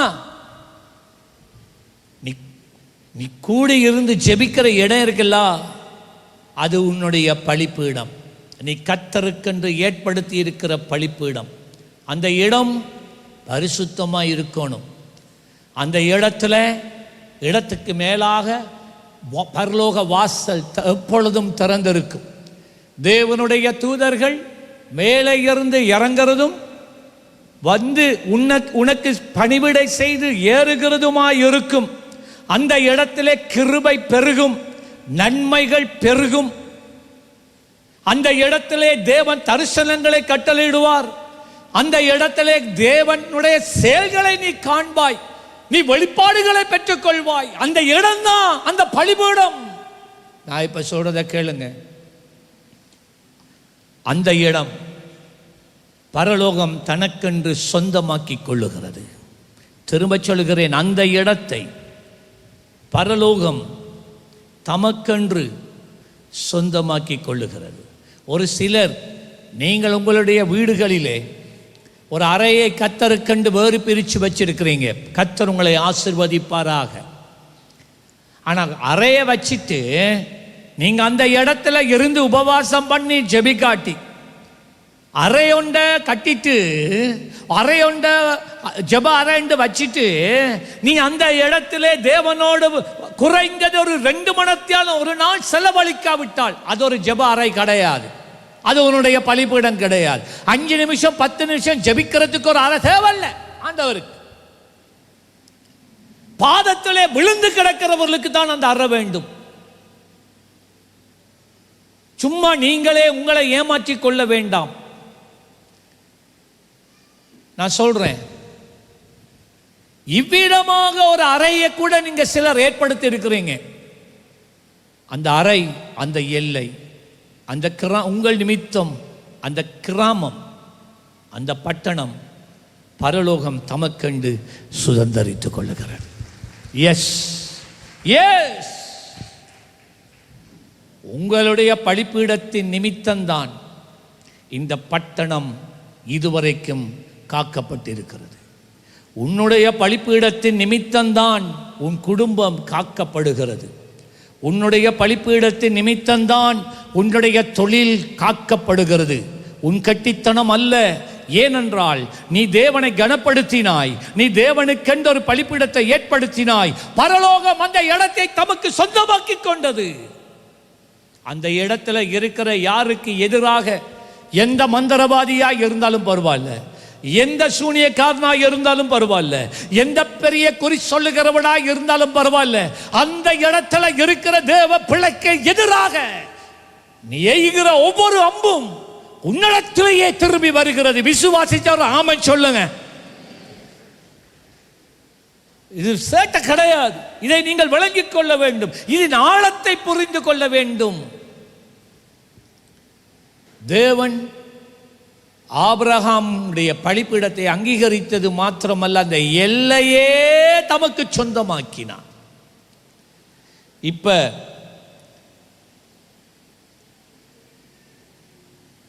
ஆதியாகமம் 28:13-15, அதற்கு மேலாக கர்த்தர் நின்று, பாத்தீங்களா, பலிபீடத்துக்கு மேலாக கர்த்தர் நின்று, அந்த பலிபீடத்துக்கு மேலாக கர்த்தர் வந்து நிற்பார். எத்தனை பேருக்கு விருப்பம் கர்த்தர் வேணும் என்று? பாத்தீங்களா, எல்லாம் உங்களோட கையில தான் இருக்கு. வில்லங்கமா நீங்க ஒரு தீர்மானம் எடுத்து வில்லங்கமா நீங்க எழும்பி செபித்து பாருங்க, கர்த்தர் அந்த இடத்துல வந்து நிற்பார். பக்கத்தால தட்டி சொல்லுங்க, உங்கள் பலிபீடத்தின் மேலே தட்டி சொல்லுங்க, உங்கள் பலிபீடத்தின் மேலே நீங்க செபிக்கிற இடத்துல கர்த்தர் வந்து நிற்பார். அது ஒரு குழந்தைய பிள்ளையா இருந்தாலும் பரவாயில்ல, இளைஞன் யுவதியா இருந்தாலும் பரவாயில்ல, ஒரு தாய் தகப்பன் முதியோராக இருந்தாலும் பரவாயில்ல, ஊழியக்காரனா இருந்தாலும் பரவாயில்ல, நீ ஜெபிக்கிற அனுதினம் ஜெபிக்கிற நேரம் செலவழிக்கிற அந்த இடத்தின் மேலே கர்த்தர் வந்து நிற்பார். சொன்னார், நான் உன் தகப்பனாகிய ஆபிரகாமின் தேவனும் ஈசாக்கின் தேவனும். மன்னிக்கவும், இதை நான் சொல்ல மறந்துட்டேன். வருடங்கள் கடந்து போயிட்டு ஏறக்குறைய 100 வருடங்கள் ஆகிவிட்டது. யாக்கோபினுடைய பேரன், மன்னிக்கவும், ஆபிரகாமினுடைய பேரன் யாக்கோபு, அவன் ஒரு தீர்மானம் எடுக்கிறான். எங்க நான் என் அண்ணனுக்கு பயந்து ஓடிக்கொண்டு இருக்கிறேன் என்று சொல்லி அவன் எதால போறான்? அவங்களுடைய மாமாட வீட்டுக்கு போறான், லாபாண்ட வீட்டுக்கு போறான். எதற்கூடாக போகிறான்? பெத்தேல் கூடாக போகிறான் அந்த பட்டணத்தில். ஆனால் பெத்தேல்ல என்ன நடந்தது என்பதை அவன் அறியாதிருந்தான். இவன் போய் சேர்ந்த இடம் என்னன்னா, அவன் களைச்சு போயிட்டான், இருட்டாயிட்டு, போக பயம், நான் இங்கே இருந்துடுறேன் என்று சொல்லிட்டான். எங்க எது தெரியுமா? அவன் ஒரு கல்லை எடுத்து தன்னுடைய தலையிலே ஒரு தலையணையாக வைத்து படுத்தான். ஆராய்ச்சியாளர்கள் சொல்லுகிறார்கள், அதுதான் அவனுடைய அப்பப்பா ஆபிரகாம் பலிபீடத்துக்கு ஏற்படுத்தின கல். அதில் தான் தலையை வச்சுட்டு அவர் படுத்தார். பரலோகம் கவனித்தது. கர்த்தர் அவனோடு பேச இடைப்பட்டார். அந்த பலிபீடத்தின் மேலே கர்த்தர் வந்து நின்றார். எப்ப? 100 வருடங்கள் கழித்து. பலிபீடங்கள் ஒரு நாளும் மரித்து போவதில்லை. பலிபீடத்தை ஸ்தாபித்தவன் மரித்து போகலாம், ஆனால் அந்த பலிபீடம் எந்த தேவனுக்கு பிரதிஷ்டை செய்யப்பட்டதோ அந்த பிரதிஷ்டை ஒரு நாளுமே அழிந்து போகாது. நல்லா கேளுங்க. 100 வருஷத்துக்கு பிறகு யாக்கோபு அதிலே உறங்கும் போது அதற்கு மேலாக கர்த்தர் நின்று, நான் உன் தகப்பனாகிய ஆபிரகாமின் தேவனும் ஈசாக்கின் தேவனும் ஆகிய கர்த்தர், நீ படுத்திருக்கிற பூமியை உனக்கும் உன் சந்ததிக்கும் தருவேன். உன் சந்ததி பூமியின் தூளை போல இருக்கும். நீ மேற்கையும் கிழக்கையும் வடக்கையும் தெற்கையும் பரப்புவாய். உனக்குள்ளும் உன் சந்ததிகளுக்குள்ளும் பூமியின் வம்சங்கள் எல்லாம் ஆசீர்வதிக்கப்படும். நான் உன்னுடனே கூட இருந்து நீ போகிற இடத்திலே எல்லாம் உன்னை காத்து இந்த தேசத்துக்கு உன்னை திரும்பி வர பண்ணி, நான் உனக்கே சொன்னதை செய்யும் அளவும் உன்னை கைவிடுவதில்லை என்று சொன்னார். பார்த்தீங்களா? பெத்தேலை பற்றி இப்ப நான் பேசிக்கொண்டு இருக்கிறேன். ஆபிரகாம் தேவனுக்கு ஒரு தேவனை சந்தித்தான். அங்கே தேவனுக்கு ஒரு பலிபீடத்தை கட்டினான். இப்ப அவன் பின்பு ஆபிரகாம் அந்த இடத்தை விட்டு அவன் நகர்ந்து போயிட்டான். தேவனுடைய அந்த பிரயாணத்தில் அந்த பலிபீடத்தில் வேறு யாரும் அது வரைக்கும் பலிகள் செலுத்தப்படவில்லை. பலிகள் அந்த பலிபீடமே உடைஞ்சு போயிட்டு. இப்ப யார் வாரான்? 100 வருஷத்துக்கு பிறகு பேரன் வாரான், யாக்கோபு. கர்த்தர் இடைப்பட்டார். வந்தான், என் புள்ள வந்துட்டு. அவனுக்கு ஒருவேளை என்னை யார் என்று தெரியாமல் இருக்கலாம், ஆனால் நான் அவனை அறிந்திருக்கிறேன். உன் அப்பப்பாக்கு நான் என்ன தரிசனம் கொடுத்தேனோ, என்ன தீர்க்க தரிசனமாய் பேசினேனோ, எந்த வாக்குத்தத்தத்தை கொடுத்தேனோ அவனுக்கு கூடாக நான் செய்து முடிப்பேன். உனக்கூடாக நான் செய்து முடிப்பேன். நான் சொன்னதை செய்யும் அளவும் நான் உன்னை கைவிடுவதில்லை மகனே என்று ஆண்டவர் சொன்னான். நான் ஒரு காரியம் சொல்றேன். இந்த பூர்வ துறவுகளை வெட்டு என்று சொல்றனே, இதுதான் அது. யாக்கோபு என்ன தெரியுமா சொன்னா? ஆண்டவரை பார்த்து, நீங்க சொல்றது உண்மையாக இருந்தா, நீங்க சொன்னபடி என்ற வாழ்க்கையில் நடந்தா, ஆண்டவரே இந்த இடத்துல நான் உமக்கு ஒரு வீட்டை கட்டுவேன், நான் உமக்கு ஒரு பலிபீடத்தை கட்டுவேன், நான் இந்த இடத்துல உமக்கு ஒரு வீட்டை கட்டுவேன் என்று சொல்லி போட்டு அவன் போயிட்டான். காலங்கள் கடந்து போகிறது. இப்போ நான் பெத்தேலை பற்றி பேசுகிறேன். பலிபீடம். ஆபிரகாம் தேவனோடு செலவழித்த சஞ்சரித்த நேரங்களை சொல்லுகிறேன், அதனுடைய தாக்கத்தை. காலங்கள் கடந்து போகுது. இந்த ஆபிரகாம், ஈசாக்கு, யாக்கோபின் காலங்கள் முடிந்ததுக்கு பிறகு நியாயாதிபதிகளின் காலங்கள் வருகிறது. அதில் 15 நியாயாதிபதிகளை ஆண்டவர் ஏற்படுத்தினார். நியாயாதிபதிகள் என்றால் இஸ்ரவேலுக்கு ராஜாக்கள் இருந்ததில்லை, தேவனே ராஜாவாய் இருந்தார். இஸ்ரவேல் ஜனங்களை சத்துருக்கள் ஒடுக்கும் போது ஒரு மனிதனை தேவன் அங்கே இருந்து எழுப்பி அவனுக்குள்ளே விசேஷித்த ஆவியை ஊற்றி அவனை பலப்படுத்தி அந்த ஒரு மனுஷனுக்கு கூடாக இஸ்ரவேல் ஜனங்களுக்கு தங்கள் சத்துருக்களில் இருந்து விடுதலையே கொடுத்து அந்த நியாயாதிபதி தேவ ஜனங்களை தேவனுடைய வழிகளிலே பக்தி விருத்துக்குள்ளே நடத்தினான். 15 நியாயாதிபதிகளின் காலங்கள் வருகிறது. உங்களுக்கு தெரியுமா அவர்களுடைய மையம் எங்க இருந்தது? இந்த மைய புள்ளி சீலோவாம்ல தேவனுடைய உடன்படிக்கப்பட்டு இருந்துச்சு. அந்த சீலோவாம்ல தான் தேவனுடைய கூடாரம் இருந்தது. அந்த சீலோவாம் எங்கே இருந்தது தெரியுமா? பெத்தேல்ல தான் இருந்துச்சு. சீலோவாம் பெத்தேலின் ஒரு நகரம்.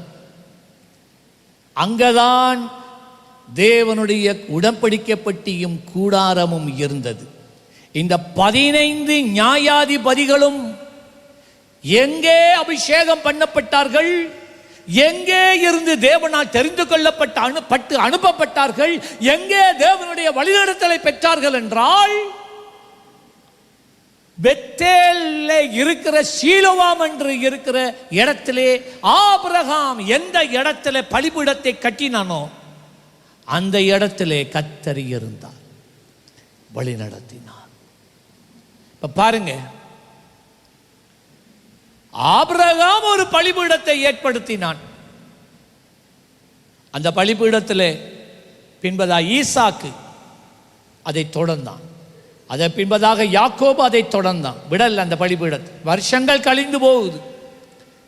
அதன் பின்பதாக 15 நியாயாதிபதிகளும் அதே பலிபீடத்திலே கர்த்தரை சேவித்தார்கள். பரலோகம் திறந்திருந்தது.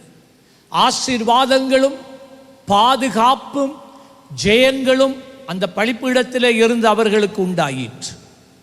இப்ப இன்னும் பெத்தேல்ல தான் நான் இருக்கிறேன். என்ன பெத்தேல்ல மட்டும் பேசிக்கொண்டு போறேன்.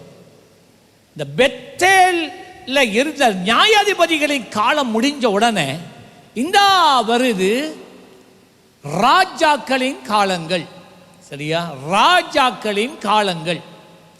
இஸ்ரவேல் ஜனங்கள் சொன்னாங்க, கடைசி நியாயாதிபதி வந்து சாமுவேல். இஸ்ரவேலுடைய கடைசி நியாயாதிபதி வந்து சாமுவேல். அவன் நியாயம் விசாரித்தான். அவனுக்கு பிறகு அவனுடைய குமாரர் தான் நியாயம் விசாரிக்கணும். ஜனங்கள் சொன்னாங்க, உங்களோட பிள்ளைகள் யாருமே நியாயம் விசாரிக்க லாக்கி இல்லாதவங்க, யாருமே அவங்க நியாயம் தீர்க்க தேவையில்லை, எங்களுக்கு ஒரு ராஜாவை தாரும் என்று சொன்னார்கள். சாமுவேல் போய் ஆண்டவர்கிட்ட சொன்னான், இதுவரைக்கும் நீங்க தான் ராஜா, இந்த ராஜா வேணும் என்று சொல்லுகிறார்கள் ஆண்டவரே, மற்ற தேசங்களை போன்று. சரி, ஆண்டவர் என்ன செய்தார்? முதலாவது ராஜாவாக சவுலை அவர் தெரிந்து கொண்டு அபிஷேகம் பண்ணினார். சவுல் தேவனுக்கு கீழ்ப்படியாமல் தனக்கு இஷ்டமானதை செய்ததினால் ஆண்டவர் சொன்னார், உண்ட ராஜ்யத்தை ரெண்டா கிழிப்பேன் என்று. தாவீதின் காலங்கள் அதை தொடர்ந்து வருகிறது. தாவீதின் காலங்கள் சாலமோனின் காலங்கள். சாலமோன் ராஜாவாய் முடிஞ்ச பிறகு ஆண்டவர் சவுலுக்கு இட்டதான அந்த ஜட்ஜ்மெண்ட், அந்த நியாய தீர்ப்பை ஆண்டவர் நிறைவேற்றினார். இந்த ராஜ்யத்தை இஸ்ரவேலை ரெண்டாய் கிழிப்பேன் என்று ஆண்டவர் சொன்னார். அதே போல வட இஸ்ரவேல் என்றும் தென் இஸ்ரவேல் என்றும் இஸ்ரவேல் ரெண்டாக பிரிந்தது.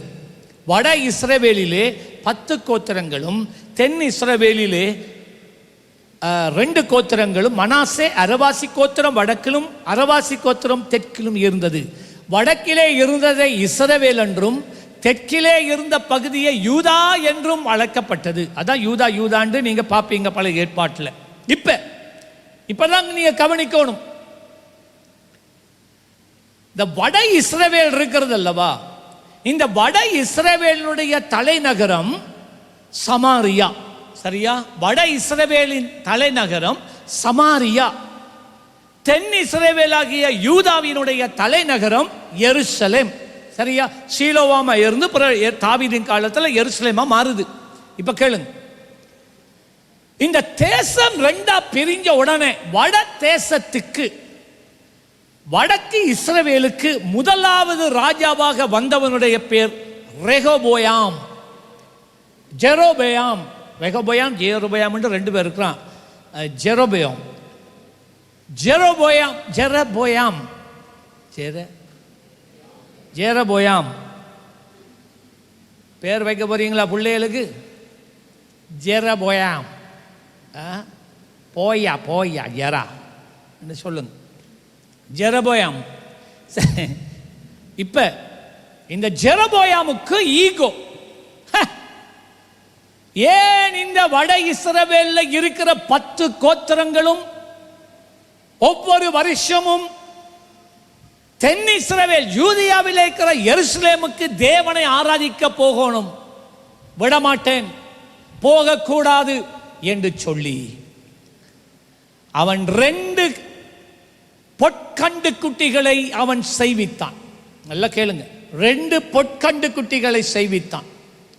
ஒரு பொற்கண்டு குட்டியை அவன் கொண்டு போய் தானிலும், மற்ற பொற்கண்டை கொண்டு போய் அவன் பெத்தேல், அத சீலோவாமிலே போய் வச்சிட்டான்.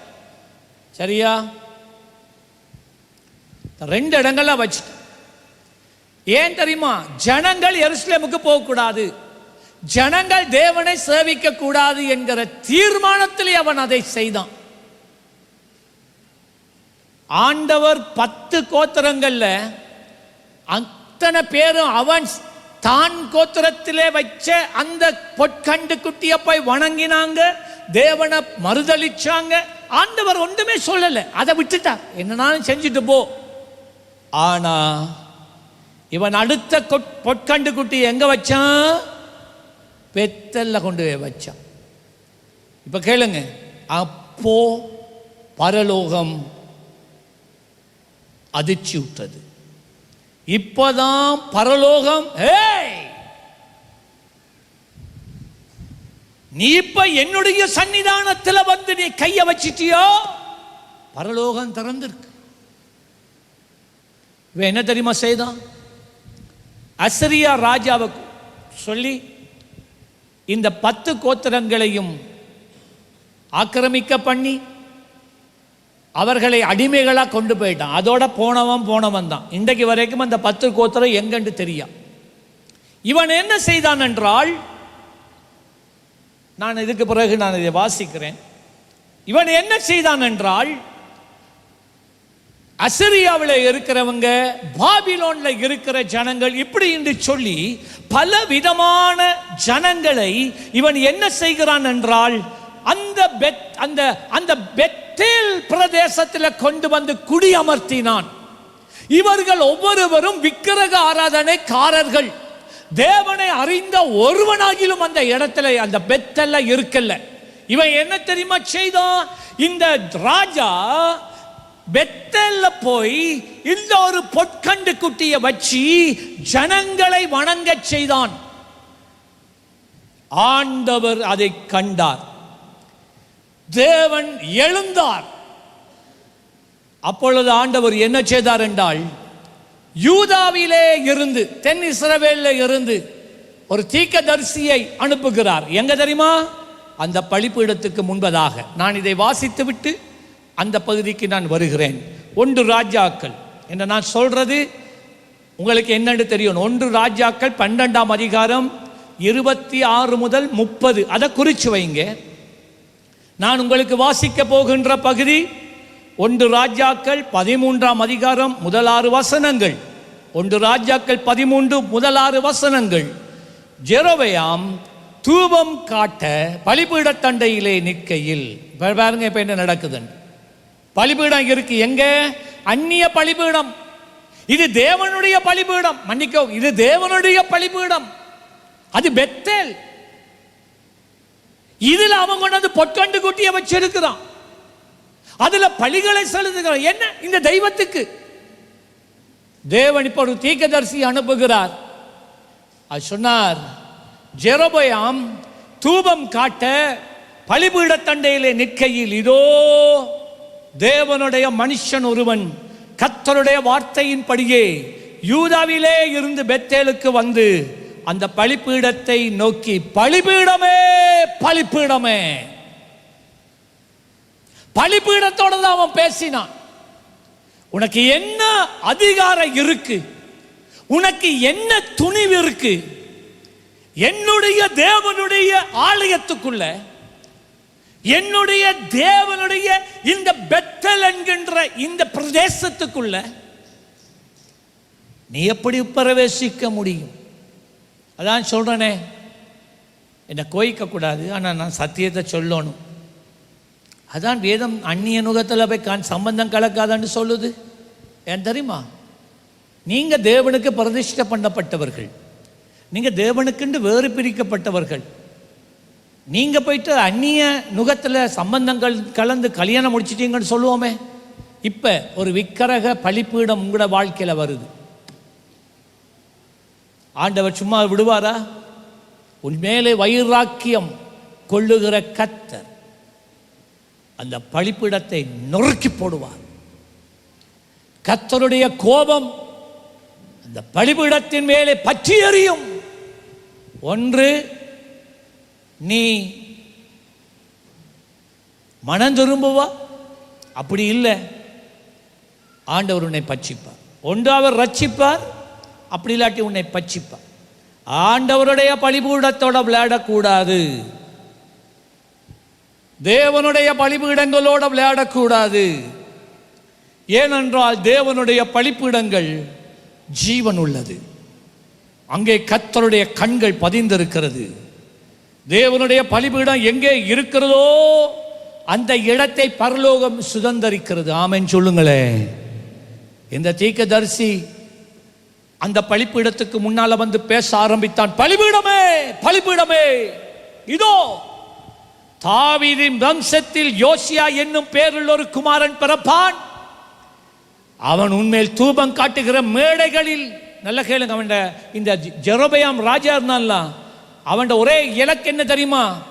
தொடர்ந்து அவர்களுடைய சந்ததி தான் ராஜாவாக இருக்கணும். தாவீதின் சந்ததி இனி ஒருபோதும் தேசத்தை ஆளக்கூடாது என்கின்ற வைராக்கியத்தில் திட்டங்களை ஏற்படுத்தி தேவனை சேவிக்கிறதே புறக்கணிச்சு விக்கிரகங்களை கொண்டு வந்து தேவனுடைய ஆலயத்தில் வைக்கிறான். பாருங்க எந்த துணிவண்டு பாருங்க. ஆண்டவரா தீர்க்கதரிசி அனுப்பி என்ன தெரியுமா சொன்னது?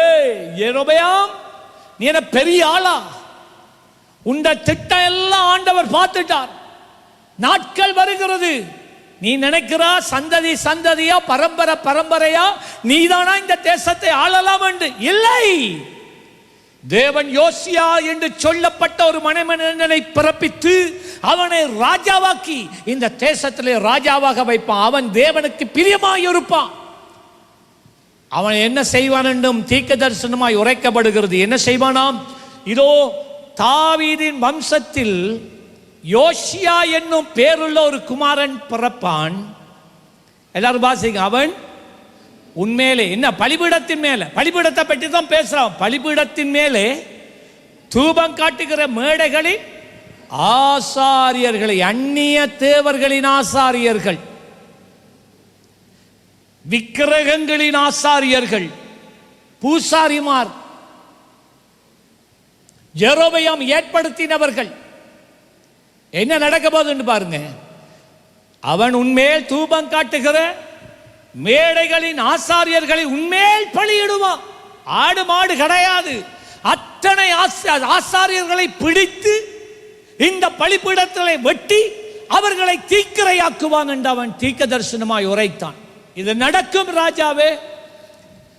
மனுஷரின் எலும்புகளும் உன்மேல் சுட்டரிக்கப்படும் என்பதை கர்த்தர் உரைக்கிறார் என்று கர்த்தருடைய வார்த்தையை கூறினான். 3வது வசனம், நான் இப்படி சொல்லிட்டேன் என்று நான் சொன்னது பொய்யாண்டு நீ நினைக்கிறியா ராஜா?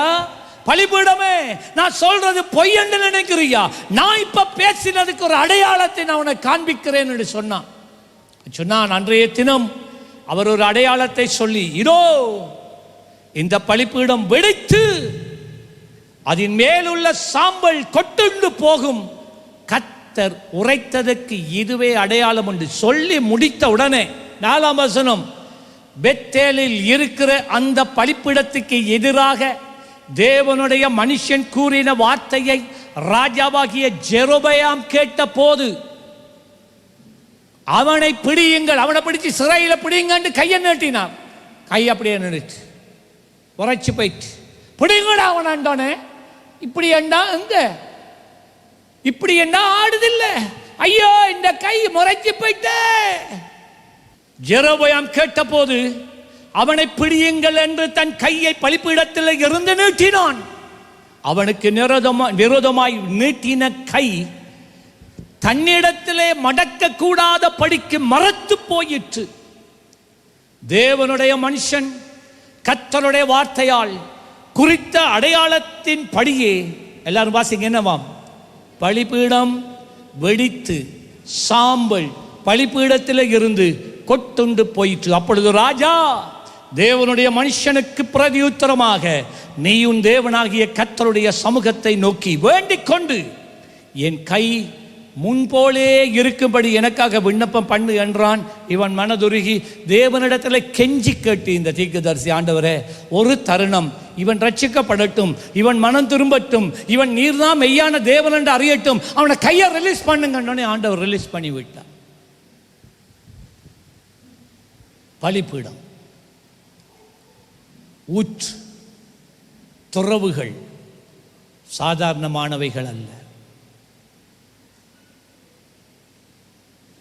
இன்றைக்கு உன் முற்பிதாக்கள், ஆபிரகாமை பற்றி பேசல, இந்த சபையின் முற்பிதாக்கள், உன்னுடைய அம்மம்மா, உன்னுடைய அப்பப்பா, உன்னுடைய அம்மா, உன்னுடைய அப்பா, தேவனோடு பல மணி நேரங்கள் செலவழித்த அந்த அறை, அந்த நிலம். எனக்கு தெரியும், என்ன மம்மி எல்லார வீடையும் அப்படி தான் இருந்தது. அந்த நாட்களில் தேங்காப்பு போட்டு கூட்டுவாங்க வீட்டை. எப்போ பார்த்தாலும் நிலம் மினுங்கி கொண்டே இருக்கு, சுத்தமாக இருக்கு. சமைச்ச தேங்காய்ப்பூ எடுத்து கூட்டுவாங்க. அநேகர் நீங்கள் பழைய ஆட்கள் அப்படி தான் செய்திருப்பீங்க. அந்த நிலம் மினுங்கும்.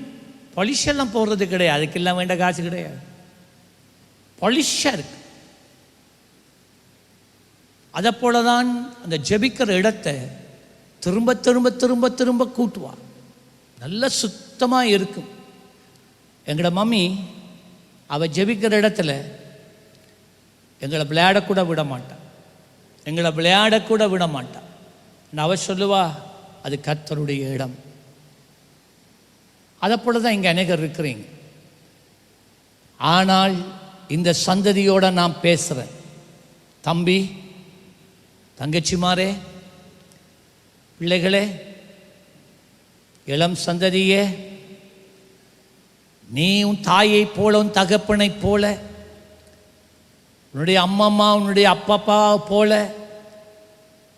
நீ வாழாமல், நீ உண்ட இஷ்டத்துக்கு வாழ்ந்து கொண்டு, எந்த இடத்துல உன் அம்மம்மா அப்பப்பா, அம்மா அப்பா உபவாசம் பண்ணி பல மணி நேரங்கள் ஜெபித்து அந்த இடத்தை பழிபீடமாக்கி கொண்டார்களோ, நீ அந்த இடத்துல உட்கார்ந்து கொண்டு இப்ப காலுக்கு மேல காலை போட்டு கொண்டு உண்ட போன் எடுத்து நீ சினிமா படம் பார்த்து கொண்டு இருக்கிறாய, வெடிக்கும். ஜாக்கிரதை, அது உனக்கு எதிராய் பேசும், அது உனக்கு எதிராய் செயல்படும். அதான் ஐயா அநேகருடைய வாழ்க்கையில நீங்க எல்லாம் சேரிங்க ஒன்றுமே வாய்க்காம போறதுக்கு காரணம் அதுதான். ஆமா, ஓய், உன் முற்பிதாக்கள் தேவனை அறிந்தார்கள். உன் முற்பிதான்னு சொல்லும் போது ஆபிரகாம், ஈசாக்கு, யாக்கோபு, யோசேப்பு அதை சொல்லலைன்னா, உன் முற்பிதாக்கள், இந்த சபையின் முற்பிதாக்கள் தேவனை தரிசித்தார்கள், தேவனை கண்டார்கள், தேவனுடைய சத்தத்தை கேட்டார்கள், தரிசனம் கண்டார்கள், உணர்ந்தார்கள். அதுக்கு பின்ன வந்த சந்ததி, நீ அதே தேவனைத்தான் சேவிக்கிறானோ, நீ சேவிக்கிற தெய்வம் யார் என்று தெரியாம சேவிக்கிற. நான் சொல்றேன், இந்த பழிப்பீடம் இருக்குல்ல, ஹலோ, இந்த பழிப்பீடம் இருக்குல்ல, இது விளையாட்டு கிடையாது. இந்த பழிப்பீடத்துக்கு மேலே ஏறுகிறவர்கள், இது விளையாட்டு கிடையாது,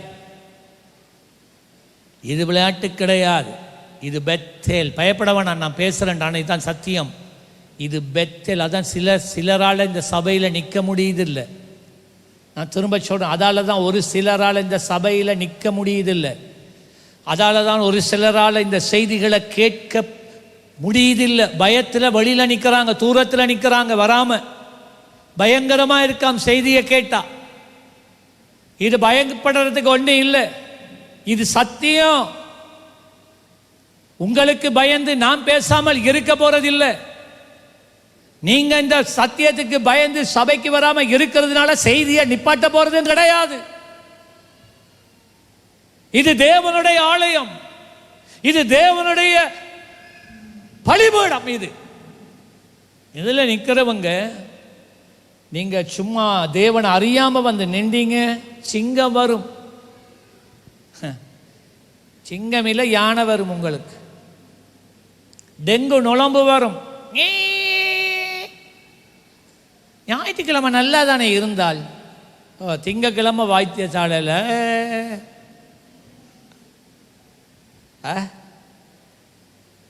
ஹலோ, விளையாட்டு கிடையாது. என்ன தெரியுமா சொன்னாங்க? அந்த தேசத்து தேவனுடைய காரியத்தை அறியாதபடியினால் அதைத்தான் இன்றைக்கு நான் சொல்றேன். பின் சந்ததியாற்ற சொல்றேன், சீயோனே, உனக்கு தேவனை உன் முற்பிதாக்கள், உன் தாய்மா, உன் தகப்பன், உன் அப்பப்பா அம்மா, உன் முன் ஊழியர்கள் அறிந்த வண்ணம் நீ என்ன அறியல்ல. நீ அறியல்ல, நீ தேவனை அனுபவிக்கல. அந்த தேசத்து தேவனுடைய காரியத்தை அறியாதபடியினால் அவர்களுக்குள்ளே சிங்கங்களை அனுப்பினார். அந்த தேசத்து தேவனுடைய காரியத்தை அவர்கள் அறியாதபடியினால் அவைகள் அவர்களை கொன்று போடுகிறது என்று சொன்னார்கள். அதற்கு அசிரிய ராஜா, நீங்கள் அங்கே இருந்து கொண்டு வந்த ஆசாரியர்களில் ஒருவனை அங்கே அழைத்து கொண்டு போங்கள், அவர்கள் அங்கே குடியிருக்கும்படி அவன் அவர்களுக்கு அந்த தேசத்தை தேவனுடைய காரியத்தை போதிக்க கடவன் என்று சொன்னான். நீ திரும்பும் வரைக்கும் தம்பி, இதுவரைக்கும் காலத்தில் உன் அம்மாட ஜெபத்தை நம்பி வாழ்ந்தா, நீ உன் அப்பாட ஜெபத்தை நம்பி நீ வாழ்ந்தா, உன் அப்பப்பா அம்மம்மானுடைய ஜெபத்தை நம்பி நீ வாழ்ந்தா. ஆனா நீ உண்ட இஷ்டம் போல நீ வாழ்றா. நாள் வருது சீக்கிரம், நாள் வருது சீக்கிரம், அவர்கள் எடுப்படும் போது அப்பதான் அவர்களுடைய மகிமை உனக்கு விளங்கும். அப்பதான் உனக்கு விளங்கும். ஜாக்கிரதை, இதெல்லாம் விளையாட்டு கிடையாது, இதுதான் சத்தியம். நான் இந்த செய்தியை அடுத்த கிழமை தொடரலாம் என்று நினைக்கிறேன். நேரம் போயிட்டு இப்பதான் முதலாவது பாயிண்டை நான் முடிச்சிருக்கிறேன். அடுத்த கிழமை நான் தொடருவேன். பெத்தேல், பெத்தேல் என்று பெத்தேல், உன் முற்பிதாக்கள் ஏற்படுத்தின பலிப்பீடத்தண்டைக்கு இந்த சந்ததி வர வேண்டும். அதைத்தான் நான் சொல்லுகிறேன். இன்றைக்கு இருக்கிற வாலிப சந்ததிகளில் ஒரு கூட்டம் ஆண்டவரை தேடுது. ஆனால் பெருங்கூட்டம் கேம்ஸ் விளையாடவும், மீன் பிடிக்க போகவும், கிரிக்கெட் அடிக்கவும் தான் மனசு வருது. இங்கே வாலிபர் கூட்டம் நடக்குது, அவங்க காசு கொடுத்து கிரிக்கெட் விளையாடுறீங்க. நீங்கள் இதுக்கு காரணம் என்ன தெரியுமா? நீ உன் தேவனை காணவில்லை. எப்படி உன்னை நம்பி இந்த சபையை உன் கரத்திலே கொடுக்க முடியும்? வாலிபர்களை நம்பி எப்படி ஒரு ஆராதனையை நான் இந்த இடத்துல கொடுக்க முடியும்? சொல்லுங்க, எப்படி? ஒவ்வொரு ஆள் ஆராதிக்கிற விதத்தை பார்த்தா, ஜெபிக்கிற விதங்களை பார்த்தா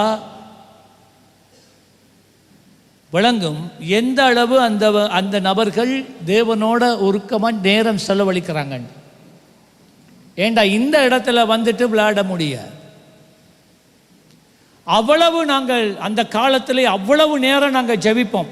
அப்படி இருந்து ஞாயிற்றுக்கிழமை ஒரு அரை மணித்தியாலம் நடத்துறதுக்கு புல்பிட்டில் வந்து நின்றா கையெல்லாம் நடுங்கும் ஐயா. எங்களுக்கு நான் பொய் சொல்லல, உண்மை. அந்த சீயோன்ல ஆரம்பத்தில் நடுங்கும், வேர்வை கொட்டும். அரமணத்தியான நடத்துறதுக்கு அவ்வளவு பயம். ஏன்? ஐயோ, இது தேவனுடைய பிரசன்னம் அல்லவோ, இது தேவனுடைய ஜனங்கள் அல்லவா, இதுல வந்துட்டு நான் மைக் எடுத்துட்டு உளரலாமா? ஒரு நிமிஷம் நாம் வீணாய் கடத்த முடியுமா? நான் ஆயத்தம் இல்லாமல் இருக்க முடியுமா? பயம், உள்ளம் நடுங்கும். நான் சொல்றேன் உண்மை, பொய் பேசல. நான் பொய் பேசினா இந்த இடத்துல இப்பவே நான் கர்த்தருடைய அக்கினி இறங்கி என் மேல அடிச்சு நான் சாகட்டும். நான் பொய் பேசல, உண்மை பேசுறேன். நான் பொய் பேசல, உண்மையை பேசுறேன். அந்த மாதிரியா கர்த்தருடைய பிரசன்னம் அன்று காணப்பட்டது. அவ்வளவு பயபக்தியோட, அவ்வளவு நேரம் 10-12 மணத்தியாலங்கள் ஜெபத்தில் இருந்த அந்த பயம். இன்றைக்கு நீங்கள் மைக்கை தூக்கிட்டு லேசாக உட்காந்துட்டு நிற்கிறீங்க, அந்த பயமே இல்லை. அந்த பயமே இல்லையே. எப்படி ஆகுது? நான் ஒரு காரியம் இதுதான் இந்த சந்ததியை பார்த்து நான் சொல்லுகிறேன். உன்னை நம்பி கர்த்தர் இந்த ஊழியத்தை உன் கரத்திலே தர முடியுமா? அந்த பலிபீடத்திலே உன் மீட்பிதாட்கள் கண்ட அனுபவம் உனக்கு உண்டா? இல்லை. இந்த சபையில் உட்கார்ந்து பல வருஷங்கள் நீ உட்கார்ந்துட்டு இருக்கிற, நீ சிறு பிள்ளையாயிருந்து என்று வரைக்கும் நீ தேவனை சந்திக்காமல், தேவனை அனுபவிக்காமல், தேவனோடு நேரம் செலவழிக்காமல், ஏதோ யாரும் எல்லாரும் வந்து போகிற மாதிரி வந்து போகிற ஒரு மனிதனாக நீ இந்த இடத்துல உட்கார்ந்து இருக்கிறாயா? அதுதான் கேள்வி. அப்போ நான் என்ன செய்ய வேண்டும் என்று நீங்கள் கேட்குறீங்க. செய்ய வேண்டியது ஒரே ஒரு வழிதான். அந்த துறவண்டைக்கு திரும்பி வா. அங்கே தான் நீர் ரூட்டு உண்டு. அந்த பலிப்பீடத்தின் எடுக்கு. எந்த பலிப்பீடம்? உன் முற்பிதாக்கள் பல மணி நேரம் இருந்து ஜெபிச்சாங்களே, அந்த இடத்துக்கு வா. அந்த இடத்துக்கு வா. நான் சொல்கிறேன், கேளுங்க. நான் இப்போ சொல்கிறத நல்லா கேளுங்க. உங்களுடைய வாழ்க்கையில் நான் உங்களுக்கு சேலஞ்ச் பண்ணுவேன், சரியா? நான் உங்களுக்கு சேலஞ்ச் பண்ணுவேன். நான் இப்போ இந்த காலையில் தேவனுடைய வார்த்தையை முன்னிட்டு நான் சேலஞ்ச் பண்ணுறேன். ஒரு இக்கட்டான பெரிய சூழ்நிலையில் நீங்க மாட்டிக்கொண்டீங்களா? விடுதலை பெறவே வழி தெரியலையா? முற்பிதாக்கள் இந்த சபையிலே எங்கே பல மணி நேரங்கள் ஜெபித்து ஜெபித்து ஜெபித்து உபவாசம் பண்ணி தங்களுடைய வாழ்க்கையை தியாகமாக ஊற்றி வேர்வை சிந்தி நேரங்கள், வாரங்கள், மாதங்கள், வருடங்கள் ஜெபத்திலே ஊற்றி போராடி வானத்தின் பலகணிகளை திறந்திருக்கிறார்களோ, நீ அந்த இடத்துக்கு வந்து பார். நீ அந்த இடத்துல முழங்கால் படியிட்டு பார்.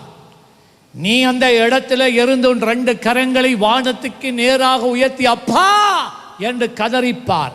உடனடியாக நான் சொல்கிறேன், உடனடியாக பரலோகம் உன் சத்தத்தை கேட்கும். உடனடியாக பரலோகம் உனக்கு பதிலை கொடுக்கும். தேவன் தம்முடைய தூதர்களை அனுப்புவார். கர்த்தருடைய கிரியையை உன் வாழ்க்கையில் நீ காண்பாய். ஏன்? உன் முன்னோர்கள் செலவழித்த நேரங்கள் அது ஒரு நாளும் வீண் போகாது. அது ஒரு நாளும் வீண் போகாது. அதுதான் துறவுகள், அதுதான் பலிப்பீடங்கள். அங்கதான் நீர் ஊறுகிறது. எழுப்புதலின் நீர் அங்கதான் ஊறுகிறது. உங்களுக்கு ஜெபிக்க வருது இல்லையா? ஜெபம் வருது இல்லையா? உங்களுக்கு சகோதரிகளை பார்த்து சொல்கிறோம், உங்களுக்கு ஜெபிக்க வருது இல்லையா? ஜெபிக்கணும்னு ஆசை பாஸ்டர், ஆனால் என்னால் ஜெபிக்க முடியாமல் இருக்கு. காலையில் திங்கள்லேருந்து வெள்ளிக்கிழமை வரைக்கும் 8 மணிக்கு இங்கே வாங்க, 8 மணிக்கு இங்கே வாங்க. இங்கே ஒரு கீழே ஒரு ஜெப கூட்டம் நடக்குது, அங்கே வந்து பாருங்க. அந்த துறவண்டைக்கு வாங்க, அந்த பலிப்பீட மண்டைக்கு வாங்க, பிரேயர் ரூமுக்கு வாங்க. பற்றி எரியும். ஏண்டால் அங்கே பல மணி நேரங்கள் ஜெபித்து ஜெபிச்சு ஜெபிச்சு ஜெபிச்சு பரலோகம் திறக்கப்பட்டு இருக்கிறது. தெரியுமா? சாலமோன் என்ன தெரியுமா செய்தான்? தாவீதினுடைய தாவீது தேவனிடத்திலிருந்து திட்டத்தை எடுத்தான், எப்படி தேவ ஆலயம் கட்டப்படணும் என்று. அந்த திட்டத்தை சாலமோனுக்கு கொடுத்தார். சாலமோன் அந்த திட்டத்தின் அந்த வரைபடத்திலே வச்சு அந்த ஆலயத்தை கட்டி முடிச்சு 1000 ஆடுகளையும் மாடுகளையும் அன்று தேவனுடைய ஆலயத்தை பிரதிஷ்டை பண்ணுகிற இடத்திலே இருந்து அவன் பலிகளை செலுத்தினான். பலிகளை செலுத்திட்டு ஆண்டவர் அந்த பலிகளை அவர் அங்கீகரித்தார். அப்ப அவன் ஜெபித்தான், ஆண்டவரே, உம்முடைய ஜனங்கள் இந்த உலகத்தில் எங்கே இருந்தாலும் பரவாயில்ல, இந்த உம்முடைய ஆலயத்தின் திசையை நோக்கி அவர்கள் முழங்கால் படியிட்டு உம்மை நோக்கி வேண்டிக் கொள்ளுகிற ஒவ்வொரு விண்ணப்பத்துக்கும் நீர் பதில் கொடுப்பீராக என்று ஜெபித்தான். இன்றைக்கு ஆலயம் இல்லை, ஒரே ஒரு சுவர் மிஞ்சி இருக்கு. இன்றைக்கு வரைக்கும் யூதர்கள் அந்த சுவருக்கு முன்னால போய் நின்று தலையை கொண்டு போய் இந்த சிலுவையில் மோதி, இந்த சுவரிலே மோதி மோதி, அது கல்லு, அவர்கள் தங்கள் விண்ணப்பங்களை சொல்லி கர்த்தரிடத்தில் இருந்து அதுக்கு பதிலை பெறுகிறார்கள். பலிபீடம், அதுதான் துறவு. அங்கே ஊற்று திறக்கப்பட்டாயிற்று. சாலமோன் தேவனுக்கு பலியிட்டதைப் போல, தாவீது தேவனுக்கு பலி செலுத்தினது போல, இஸ்ரவேலிலே வேறொரு ராஜா பலிகளை செலுத்தினதுக்கு சரித்திரமே இல்லை. தேவன் பிரியப்பட்டார், தேவன் பிரியப்பட்டார். அதைத்தான் நான் உங்களுக்கு சொல்லுகிறேன். உனக்கு ஜெபிக்க வருது இல்லையா? உனக்கு உபவாசம் பண்ண இயலாம இருக்கா? இந்த ஞாயிற்றுக்கிழமையில வந்து தலையை கொடுத்து ஜெபிக்கிறது போதாது, அது ஆரம்பம். திங்கக்கிழமை அது தொடரணும். நான் உங்களுக்கு சொல்றேன், பிள்ளைகளே, நீங்க அந்த இடத்துக்கு வர வேண்டும். நீங்க வரணும். பைபிள் ஸ்கூலுக்கு போறதால நீங்க எதையும் பெற மாட்டீங்க. டிகிரி எடுக்கிறதுனால இந்த சபையில் பாஸ்டராக முடியாது. நீங்க, நான் சொல்றேன், இந்த சபையில் உங்களுக்கு ஊழியம் இருக்காது. அது இல்லை, அது பிரயோசனம் இல்லை. இந்த பலிப்பீடத்தில் வந்து உட்கார்ந்து பல மணி நேரங்களை செலவழித்து உபவாசத்திலும் ஜெபத்திலும் உட்கார்ந்து பரலோக அனுபவத்தை பெற்றுக்கொள். எந்த இடத்துல பரலோகம் திறந்திருக்கோ அந்த இடத்துல உட்கார்ந்தா தான் மகிமை இருக்கு, அங்கதான் மாற்றம் இருக்கு, அங்கதான் பரலோகத்தின் ஊற்று இருக்கு, அங்கதான் வெளிப்பாடுகள் இருக்கு, அந்த இடத்துல தான் பரிசுத்த ஆவியானவருடைய செயல்பாடுகள் இருக்கு, வேறு எங்கேயுமே இல்லை. எத்தனை பேருக்கு இன்றைக்கு விளங்கிட்டு நாம் பேசினது?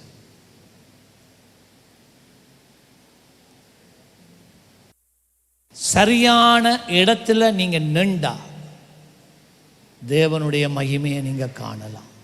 எல்லாரும் எழுந்து நிற்க போகிறோம். வாரும் தூய ஆவியே, ஓம் பிரசன்னத்தை வாஞ்சிக்கிறோம். வல்லமையால் எம்மை நிறைத்து எம்மை ஆளுகை செய்யும்.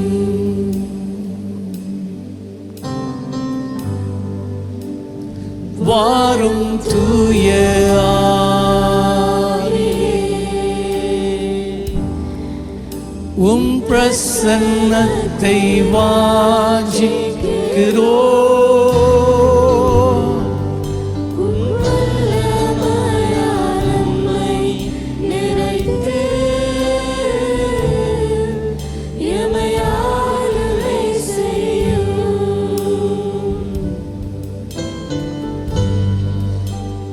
ஜீவ தண்ணீர் நீரே, தாகம் தீர்க்கும் ஊற்று, ஆலோசனை கர்த்தரே,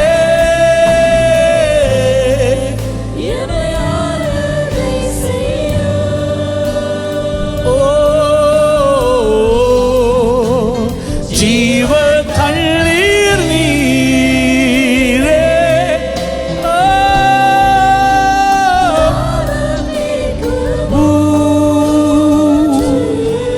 ரஹந்தின மஹோல பரியந்தல கர்த்தரே.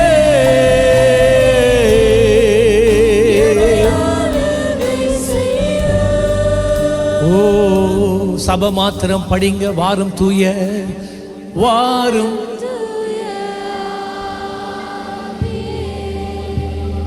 தலவா கலவா ஷவலவா.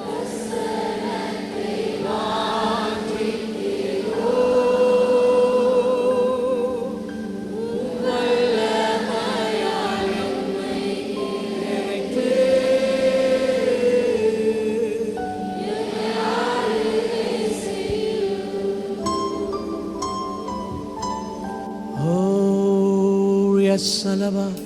அந்நிய பாஷையில் ஜெபிக்கிறார்கள், ஜெபி. ஓ அந்தல பெஹரிலிந்தே பெரிடே தீர பெகுரே. ஆண்டவர் ஒரு நாள் உன்னை தள்ளிவிட மாட்டார், ஒரு நாளும் உன்னை தள்ளிவிட மாட்டார். அவர் உண்மையிலே பிரியமாய் இருக்கிறார், அவர் உண்மையிலே பிரியமாய் இருக்கிறார். உன் இயலாமையை அவர் அறிந்திருக்கிறார். அதுதான் அவர் உன்னை துறவண்டைக்கு உன்னை அழைக்கிறார், பலிபீட தண்டைக்கு அழைக்கிறார். ஓ ரந்தா நா. எல்லாரும் வாயை திறக்க, இன்றைக்காவது வாயை திறக்க பாருங்க. இவ்வளவு நாளும் திறக்கல,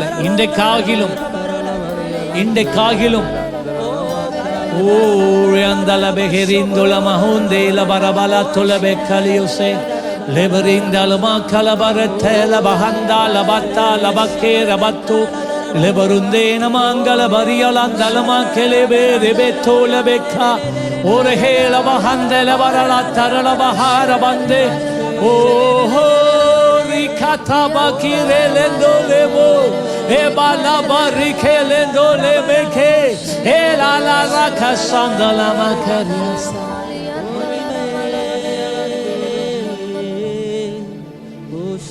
ஊற்று தண்ணீரே ஆவியானவரே. ஜெபிக்க தொடங்குங்க. வற்றாத நதியாக வாரும் போதகரே, ஊற்று தண்ணீரே ஆவியானவரே. வற்றா ஜெபிக்க தொடங்குங்கன்னு சொன்ன ஸ்டான்லி பண்ண. ஊற்று தண்ணீரே ஆவியானவரே, வற்றாத நதியாக என் மேல வாரும் போதகரே.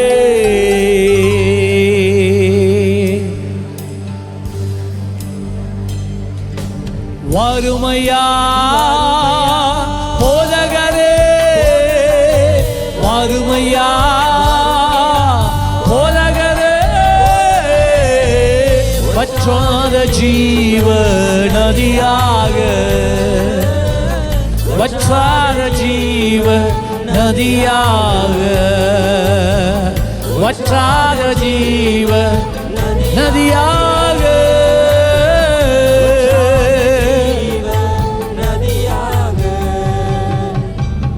போகும் இடம் எல்லாம் ஆரோக்கியமே, பாயும் இடம் எல்லாம் செழிப்பு தானே. ஆரோக்கியமே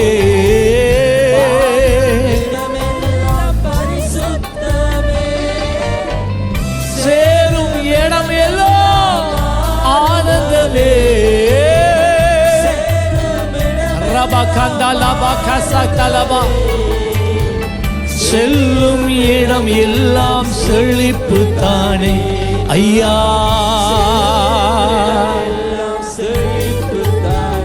சொல்லுங்க, வாருமையா போதகரே, வாருமையா போதகரே. வற்றாத ஜீவ, வற்றாத ஜீவ நதியாக, நதியாக.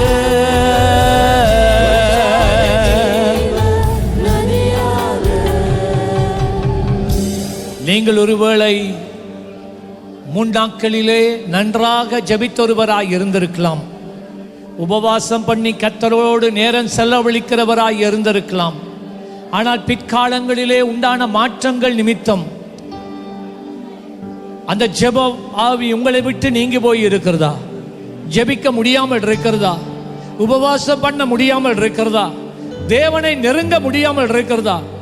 அப்படியானால் நான் சொல்றதை கேளுங்கள். நீங்கள் எந்த இடத்திலே முற்காலத்திலே ஜெபத்திலே அமர்ந்தீர்களோ அதுதான் உங்களுடைய பலிபீடம். அதுதான் உங்களுடைய துறவு. அதை திரும்பவும் வெட்டி எடுங்கள், அதை திரும்பவும் தோண்டுங்கள், திரும்பவும் அந்த இடத்திலே இருந்து ஜெபிக்க ஆரம்பியுங்கள். வானம் திரும்பவும் திறக்கும். தேவ தூதர்கள் திரும்பவும் உங்கள் மேலே இறங்கி வர ஆரம்பிப்பார்கள். கர்த்தருடைய அபிஷேக நதி உங்கள் மேலே பாயும். தேவன் வெளிப்பாடுகளை உங்களுக்கு கொடுப்பார். ஹல்லேலூயா. அப்படிப்பட்டவர்கள் யாரும் இருந்தால் எனக்கு ஜெபிங்கன்னு சொல்றாக்கள் இருந்தால் சீக்கிரம் முன்னுக்கு வாங்க, பலிபீடத்துக்கு வாங்க, பலிபீடத்துக்கு வாங்க. கர்த்தர் அந்த துறவுகளை இந்த நாளிலே திறந்து தர வல்லவராய் இருக்கிறார். ஹல்லேலூயா, ஹல்லேலூயா.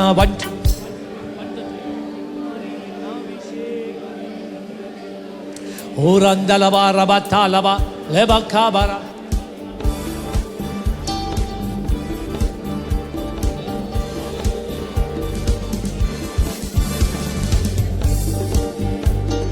பின்மாரியின் அபிஷேகம் மாம்சமான யாவர் மீதும் அதிகமாய் ஊற்றுவேன் என்று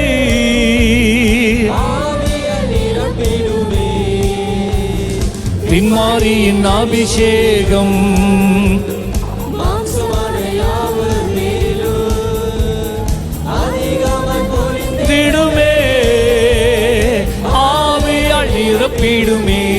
சொல்லுங்க திரும்ப.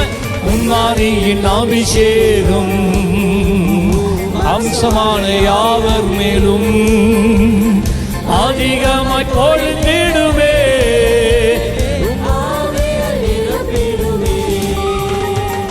அக்கினியால் நிரப்பிடுமே,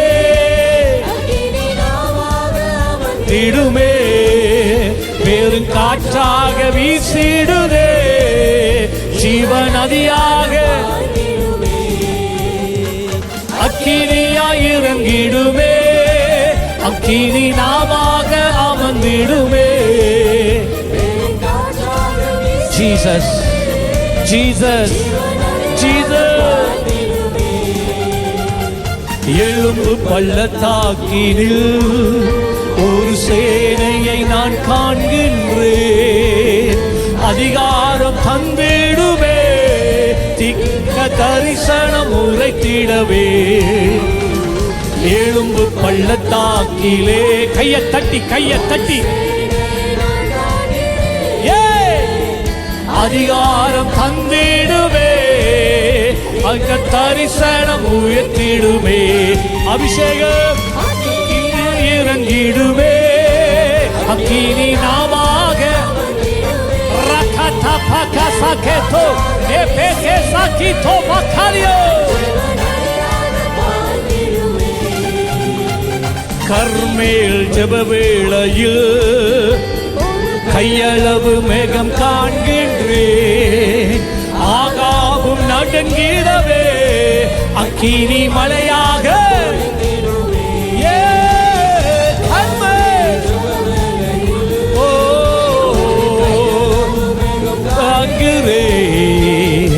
ஆகாவு நடுங்கிடவே, அக்கினி மலையாக. சொல்லுங்க. அக்கினியா ரபதாங் கலியாங் தேக்கபோ ay ay ay ay atarakati peke sakito e parakate ke sakati po iriandela bako. இருளி நந்தகார ஆவியின் கட்டுகள் முறிந்து போவதாக, எல்லா சத்துருவின் கிரியைகள் அழிந்து போவதாக. பின்மாறி பின்மாறி மழை, பின்மாறி மழை, பின்மாறி மழை, நதி நதி நதி ஊற்றப்படுவதாக. ஆண்டவரே, துறவுகளை துறவுகளை தோண்டி எடுக்கிற கிருபையை கொடுங்க, பலிபீடங்களை செப்பனிடுகிற கிருபையை கொடுங்க, பரலோக அனுபவங்களை திரும்ப கட்டளையிடுங்கப்பா. ஓ ஜீசஸ்,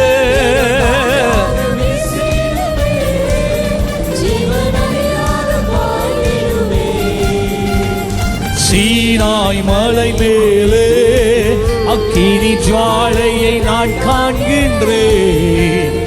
இஸ்ரவேலின் தேவனே, என்னை அக்கினியாய் மாற்றுமையா. Come on everybody now.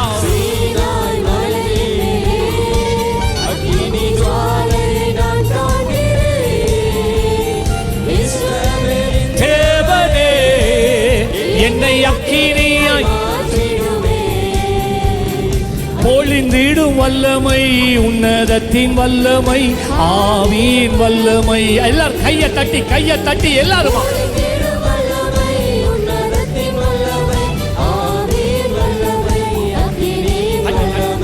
பொழிந்திடும் வல்லமை, உன்னதத்தின்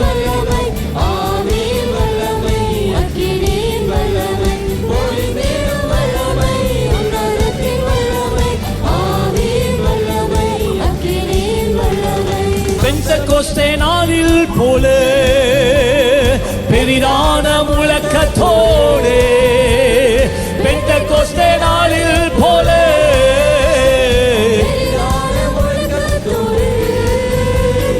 வல்லமையாக இறங்கி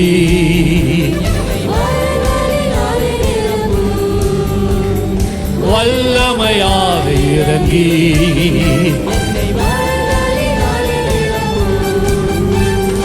என்னை அபிஷேகமே என் தலையை நனைக்க, ஆவியால் நிரப்புமே பாத்திரம் நீ வந்திடே, நீச்சலால மூழ்கியே என் நேசரங்கில் மகிழ, அக்கினி அபிஷேக சியோனே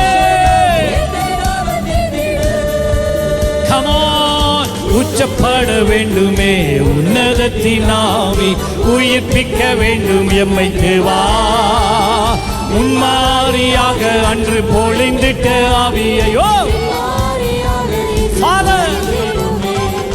உச்சப்பட வேண்டுமே, உன்னதத்தின் ஆவி உயிர்ப்பிக்க வேண்டும் எம்மை தேவா, உன்மாரியாக அன்று உச்சுங்க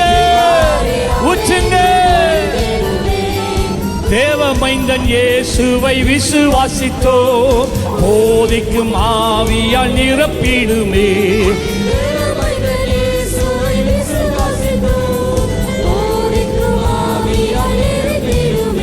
என்னை ஊற்றிடும் என் இதயத்தில், என்னை ஊற்றிடும் நான் ஏறிவே, என்னை ஊற்றிடும் என் இதயத்தில் காலை மட்டுமே செய்யும். Oh, give me oil in my lamp, keep me burning, give me oil in my lamp, I pray, give me oil in my lamp, keep me burning till the சொல்லுங்க ஐயா வாழ்க, ஹalleluya சயோனே வாழ்க, ஐயா வாழ்க,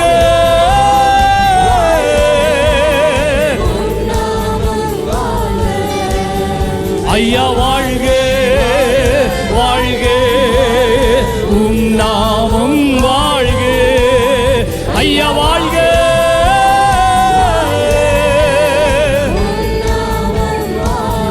ஹalleluya.